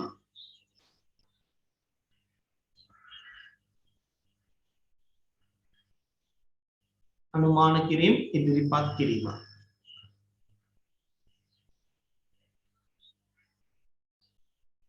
හොඳයි. එහෙමනම් දැන් ඔබ දන්නවා විවරණයක් සම්පූර්ණ full විවරණයක් කරන්නේ කොහොමද කියලා දන්නවා නේද? සම්පූර්ණ විවරණයක් කරන්නේ කොහොමද කියලා දන්නවා. නමුත් ඔහොම ඉන්නේ නැහැ. කොටසක් ගැන තමයි අහන්නේ. ඒ නිසා යම් සැහැල්ලුවකුත් හිතට දැනෙනවා ඇති. අපි මේවෙන් ක්‍රමානුකූලව වැඩේ පටන් ගමු. දැන් ඔබ අතේ සිතියම් තියෙනවනේ හැමෝම ගාව. නේද? බලමු අපි අද දවසේ සිතියම්ගත ප්‍රදේශයේ මූලික හැඳින්වීමක් ලියන්න වුණොත් මොනවද මේකට ඇතුළත් කරන්නේ? මොනවද මේකට ඇතුළත් කරන්නේ කියලා අපි ඉගෙන ගමු. බලන්න කියනවා 21 වෙනි පිටුවේ පටන් ගන්න තැන කියනවා මේ ගැන මෙම හැඳින්වීම ප්‍රධාන අංශ දෙකක් ඔස්සේ සිදු කරන්න පුළුවන්. ඔන්න හැඳින්වීමක් ලියන ඔයාලට වැදගත් වෙන දේවල්. හරි? අංශ දෙකක් සම්බන්ධ කරගෙන කියන්න පුළුවන්. එක සිතියම් ප්‍රදේශය පිළිබඳ ආසන්න අදහසක් ඉදිරිපත් කිරීම කරන්න පුළුවන්. මොනවා බලාගන්නද කියන්නේ මේ වගේ? බලන්න පළවෙනි කියනවා ලංකාවේ කුමන ප්‍රදේශයට අයත් සිතියමක්ද? කොහොමද ඉතින් හොයාගන්නේ? සිතියමේ තියෙනවනේ නම්. සිතියමේ නම් තියෙනවනේ. නේද? ගම්වල නම්, දිස්ත්‍රික්කවල නම් ඕවා තියෙනවා. ඒවා දිහා බලලා තමයි හොයාගන්න වෙන්නේ. කොහේ සිතියමක්ද කියන්නේ. හඳුනාගෙන දැක්වීම. හරි? දෙවෙනි කාරණේ කියනවා හඳුනාගත් ප්‍රදේශයේ දේශගුණික වශයෙන් තෙත් කලාපයට අයිතිද, වියලි කලාපයට අයිතිද, එහෙම නැත්නම් අර්ධ ශුෂ්ක කලාපයට හෝ ඒ එකකටවත් නැති අතරමැදි කලාපයටද අයිති කියලා මේ ටිකක් ගෙස් කරලා කියන්නලු. සිතියමක් ගත්තාම කියන්න පුළුවන් අපිට ලංකාවේ කොයි පැත්ත නියෝජනය කරන සිතියමක්ද කියලා නම් ගම් වශයෙන් හොයාගන්න පුළුවන්. හොයාගෙන තෙත් කලාපයටද, වියලි කලාපයටද, එහෙම නැත්නම් අතරමැදි කලාපයටද, එහෙම නැත්නම් අර්ධ ශුෂ්ක කලාපයටද කියලා කියන්න. හරි? ඊළඟට කියනවා දෙවෙනි කොටසේදී විවරණයට පාදක සිටීමේ සැබෑ බිම් ප්‍රමාණය පිළිබඳව අදහසක් ඉදිරිපත් කිරීම. ඒක කරන්න ඕනේ පුතේ පරිමාණය දිහා බලලා. සිටීමේ පරිමාණය 1.50000 කියලා දීලා තියෙනවා නම් සිටීමේ දිගපල්ල දිහා බලලා ඔයාලට පුළුවන් ඒකේ වර්ගඵලය හොයාගන්න. නේද? සෙන්ටිමීටර් 20ක් දිගයි නම් 1.50000 පරිමාණය ඔබ දන්නවා සෙන්ටිමීටර් 20ක තියෙන කිලෝමීටර් 10යි. නේද? පළල තියෙන සෙන්ටිමීටර් 10යි නම් ඒකෙන් පෙන්නන්නේ කිලෝමීටර් 5යි. එහෙනම් 10 වර්ග කිලෝමීටර් 50ක සිතියම් ප්‍රදේශයක් තමයි විවරණය කරන්න කියලා කියන්න පුළුවන්. එහෙනම් බලන්නකො කොච්චර ලේසිද කියලා. විවරණයක් කරන්න කියනකොට ඔය කාරණා ගැන කියන්නේ. ඔන්න ඔය ටික ලියනකොට දැන් ඔයගොල්ලෝ කල්පනා කරන්නේ නැති මේ ටික ලියනකොට මේ ෆුල් ස්කැප් පේපර්ස් භාගයක් විතර ලියවේ කියලා. අනේ එහෙමනම් නෑ හොඳේ. එහෙමනම් නෑ. හරි මේ විවරණ හැඳින්වීම ඕනනම් පේලි 3ක් වෙයි. උපරිම පේලි 4ක් 5ක් වෙයි. ඊට එහාට යන්නේ නෑ. මේ කොහොමද පටන් ගන්නෙ මම මොන උදාහරණයක් සිතියමකුත් නැහැ මොකවත් නැහැ තෙත් කලාපේ තියෙන සිතියමක් කියලා හිතා ගන්න මොකක් හරි. රත්නපුර මැට්‍රික් මැප් එකෙන් ගත්ත පොඩි කැලලක් තමයි දැන් අතේ තියෙන්නේ. මම මෙහිම විවරණය කරන්න පටන් ගන්නවා. හරි. සපයා ඇති මෙට්‍රික් සිතියම සපයා ඇති මෙට්‍රික් සිතියම වර්ග කිලෝමීටර් 81ක භූමි ප්‍රදේශයක් වන අතර මෙම සිතියම්ගත ප්‍රදේශය ශ්‍රී ලංකාවේ තෙත් කලාපේ නියෝජනය කරන සිතියමක් වේ. තෙත් කලාපේ නියෝජනය කරන සිතියමක් වේ. ඔන්න ඔච්චරයි හැදෙන්නේ තියෙන්නේ. හරි ෂුවර්ම නම් ඌෂ්ණතා කලාපයක් අන්තර්ගත කළාට කමන්නේ. තෙත් කලාප මේ පෙරළබඩ තැන්නද අභ්‍යන්තර තැනතලාවද මධ්‍ය කඳුරේද කියන එකත් ඕක අස්සට දාගත්තට කමක්. හරි අන්නේම පුංචි හැඳින්වීමක් තමයි ලියන්නේ. එහෙනම් මම අද ගෙදෙද්දි වැඩක් දෙනවා බලන්න. ගෙදෙද්දි කරන්න. දැන් ඔයා තෝරගන්න එක සිතියමක්. මම දැක්ක සමහර සිතියන් එකතු වුණා මට ඒවල තිබුණා. ඒවෙන් ඔබට අවස්ථාව දෙනවා හොඳයි කියලා ඉන්න සිතියමක් තෝරගන්න. තෝරගෙන වෙනම කොලයක් ගන්න. හරි වෙනම කොලයක් අරගෙන ඒ හැඳින්වීම පාවිච්චි කරන්න ගත්ත සිතියමේ හැඳින්වීම පේලි 3කින් 4කින් උපරිම 5කින් එහානම් පන්නන්න එපා. හරි? අනිත් වගේ ප්‍රමාණයකින් හැඳින්වීමක් ලියන්න බලන්න. දැන් මේක කරගත්ත දැන් අවශ්‍ය දේවල් තියෙනවා. ලියවෙන්න ඕනේ දේවල් දක්වලා තියෙනවා. හරි? මේ දේවල් වලට අවධානය යොමු කරලා ඔබ ළඟ තියෙන සිතියම හැඳින්වීමක් ලියන්න බලන්න. ලියලා මට WhatsApp කරන්න. හරි? දැන් වෙලාව 7:57යි. දැන් සජිනේට තව පන්තියකුත් තියෙනවා පුවා. ඔයාට සම්බන්ධ වෙන්න පුළුවන් පොතේ පන්තිය දැන් අපි පන්ති ඉවර කරනවා කොහොමද? අද දිනේ අපි කතා කළේ එතකොට සිතියම් පාඩමේ වෙරළබඩපු ලක්ෂණ හඳුනා ගැනීමයි සිතියම් විවරණයකට අවශ්‍ය කරන මූලික අඩිතාලමයි කතා බහ කළා. හරි? ඉදිරි දවස්වලදී අපිට තෝරන සිතියම් සම්බන්ධ කරන වැඩ තියෙනවා. අදටත් සිතියමක් හොයාගන්න බැරි වෙච්ච කෙනෙක් ඉන්නවා නම් මට කියන්න මම මොකක් හරි ක්‍රමයකින් ඔයාලට සිතියමක් WhatsApp හරි කරන්නම්. ඒක print out එකක් දාගන්න විතරයි තියෙන්නේ. හොයාගන්න බැරිනොත් කියන්න. හරි? සිතියම් කැලක් ඉදිරියට ඕනේ නම් මේ වැඩ කටයුතු කරන්න. අපි මේක ක්‍රමානුකූලව විවරණය කරමු. මේ ඉන්න හැම තැනක්ම විභාගෙට එන්න පුළුවන් හැම තැනක්ම අපි විවරණය කරගමු. ඒ කලම මේ අත්දැකීම ඔබට ඉදිරි අභ්‍යාසවලදී වැදගත් වෙනවා. හරි? නිසා මේ වැඩේට බය වෙන්න එපා. අද පටන් ගන්න. මේ පුංචි කන්නින් පටන් ගන්න. හැඳින්වීම විතරයි කිව්වේ ඔයගොල්ලන්ට. අවශ්‍ය දේවල් කිව්වා කොහොමද ලියන්නේ කියලා කිව්වා. උදාහරණයකුත් කල්පිතව පෙන්නුවා. දැන් අවස්ථාවක් දෙන්න ලියන්න. නොලිය ඉන්න එපා. ලියන්න උත්සාහ කරන්න. මේ පුංචි තැනින් පටන් ගන්න තමයි මහ ලොකු ගංගාවල් හැදෙන්නේ. ඒ නිසා මේ පොඩි වැඩේ කරන්න. එහෙමනම් අදට මේ වැඩ කටයුතු මම අවසන් කරනවා. මොනවා හරි ගැටලු තනක් තියෙනවා නම් අහන්නත් අවස්ථාව තියෙනවා. ඒකම පුංචි දැනුවත් කිරීමක් කරන්නම්. දැන් ඔබ දන්නවා විභාග ප්‍රතිඵල නිකුත් වෙලා ඉන්නේ A-level වලට කලා විෂය ධාරාව සහ තාක්ෂණ වේදී විෂය ධාරාව තෝරා ගන්න ළමයින්ට අපේ විෂය කරන්න පුළුවන්. නේද? අපේ විෂය කරන්න පුළුවන් භූගෝල විද්‍යාව විෂය. ඒ නිසා දැන් අපි ලොකු ප්‍රචාරණයක් කරන්නේ නැහැ. ඔබ දැකලා ඉන්නේ මගේ මහ ලොකු කටවුට් පෝස්ටර් ගහලා නැහැ නේ ළමයි. නේද? ප්‍රතිඵල ගැන දන්න වැඩ කරනවා කියලා දන්න ශිෂ්‍ය පිරිසක් තමයි මෙතෙන්ට එන්නේ. හරි? සාක්ෂි මේකෙම තියෙනවා. ඒ කියන්නේ කැම්පස් ගියපු අයියලා අක්කලාගේ නංගිලා මල්ලිලා පාලකට වන්නේ. ඒ විශ්වාසයක් තියෙනවා. වැඩේ කරනවා කියලා දන්නවා. පිළිවෙලයි කියලා දන්නවා. ඒ නිසා ඔබට මම කාර්මික ආරාධනයක් කරනවා ප්‍රචාරණය ඔබේ අතේ තියෙනවා. මගේ ප්‍රචාරණය ඔබේ අතේ තියෙන්නේ යාළුවන්ට දැනුවත් කරන්න පන්තිය පිළිබඳව. මෙහෙම පන්තියක් අපි සම්බන්ධ වෙලා වැඩ කරගෙන යනවා. ඒ පන්තියට සම්බන්ධ වෙන්න කියලා ඔබ කිව්වොත් අපි ගහන පෝස්ට් එකට වඩා ඔබේ වචනේ වටිනවා. හරි? වචනේ වටිනවා. පෝස්ට් වැඩන්නේ. හරි? ඒ කැම්පේන් එකට මම කැමතිත් නැහැ. ඒ නිසා ඔබේ අතින් දෙන ප්‍රචාරණය මේ පන්තියට ලබා දෙන්න කියලා කාර්මික ඉල්ලීමක් කරනවා. එහෙමනම් ගැටලු නැත්නම් පන්තිය මෙතනින් අවසන් කරන්න අවස්ථාව තියෙනවා. මොන හරි ගැටලුවක් තියෙනවා නම් අහන්න. මතක තියාගන්න එතකොට බදාදා උදේ 7:00ට ඊළඟ සතිය සම්බන්ධ වෙන්න ඕනේ. ඒ කියන්නේ 29 වෙනිදා. හරි 29 වෙනිදා උදේ 7:00ට සම්බන්ධ වෙන්න මම ඒකට ලින්ක් එක එවන්නම් ඔයාලන්ට. මේ ප්‍රායෝගික භූගෝල විද්‍යාවල මේ එතකොට ඕනේ වෙන්නේ භෞතික භූගෝල විද්‍යාව පොත. හොඳයි. එහෙමනම් ගැටලුවක් නැති බව තමයි පැහැදිලි වෙන්නේ. සර් ඔව් කියන්න පුතේ. සර් දැන් මේ ඔය විවරණය කරනකොට පේපරේ ප්‍රශ්නේදී මේ ඔය අර මූලික හැඳින්වීම කියන එක ලියන්න ඕනේ නේද? ඔව්. දැන් මූලයි දෙකයි යන්නේ. මූලයි දෙකයි යන්නේ. ඒක නිසා මොන විවරණයක් වුණත් භෞතික ලක්ෂණ විවරණයක් ගැන හෙව්වා. සංස්කෘතික ලක්ෂණ විවරණයක් ගැන හෙව්වොත් ඔතනින්ම වැඩේ පටන් ගන්නවා. ඔතනින්ම පටන් ගන්නවා. සපයා ඇති මෙට්‍රික් සිතිය. මහවල් භූමි ප්‍රමාණයක් නියෝජනය කරන ලංකාවේ තෙත් කලාපේ හරි, වියලි කලාපේ හරි, අර්ධ ශුෂ්ක කලාපේ හරි නියෝජනය කරන සිතියමක් වේ. එහි භෞතික ලක්ෂණ විවරණය කිරීමකදී එහෙම නැත්නම් අහලා තියෙන සංස්කෘතික ලක්ෂණ විවරණය කිරීමකදී නම් සංස්කෘතික ලක්ෂණ විවරණය කිරීමකදී කියලා පටන් ගන්න වැඩේ යන්නේ.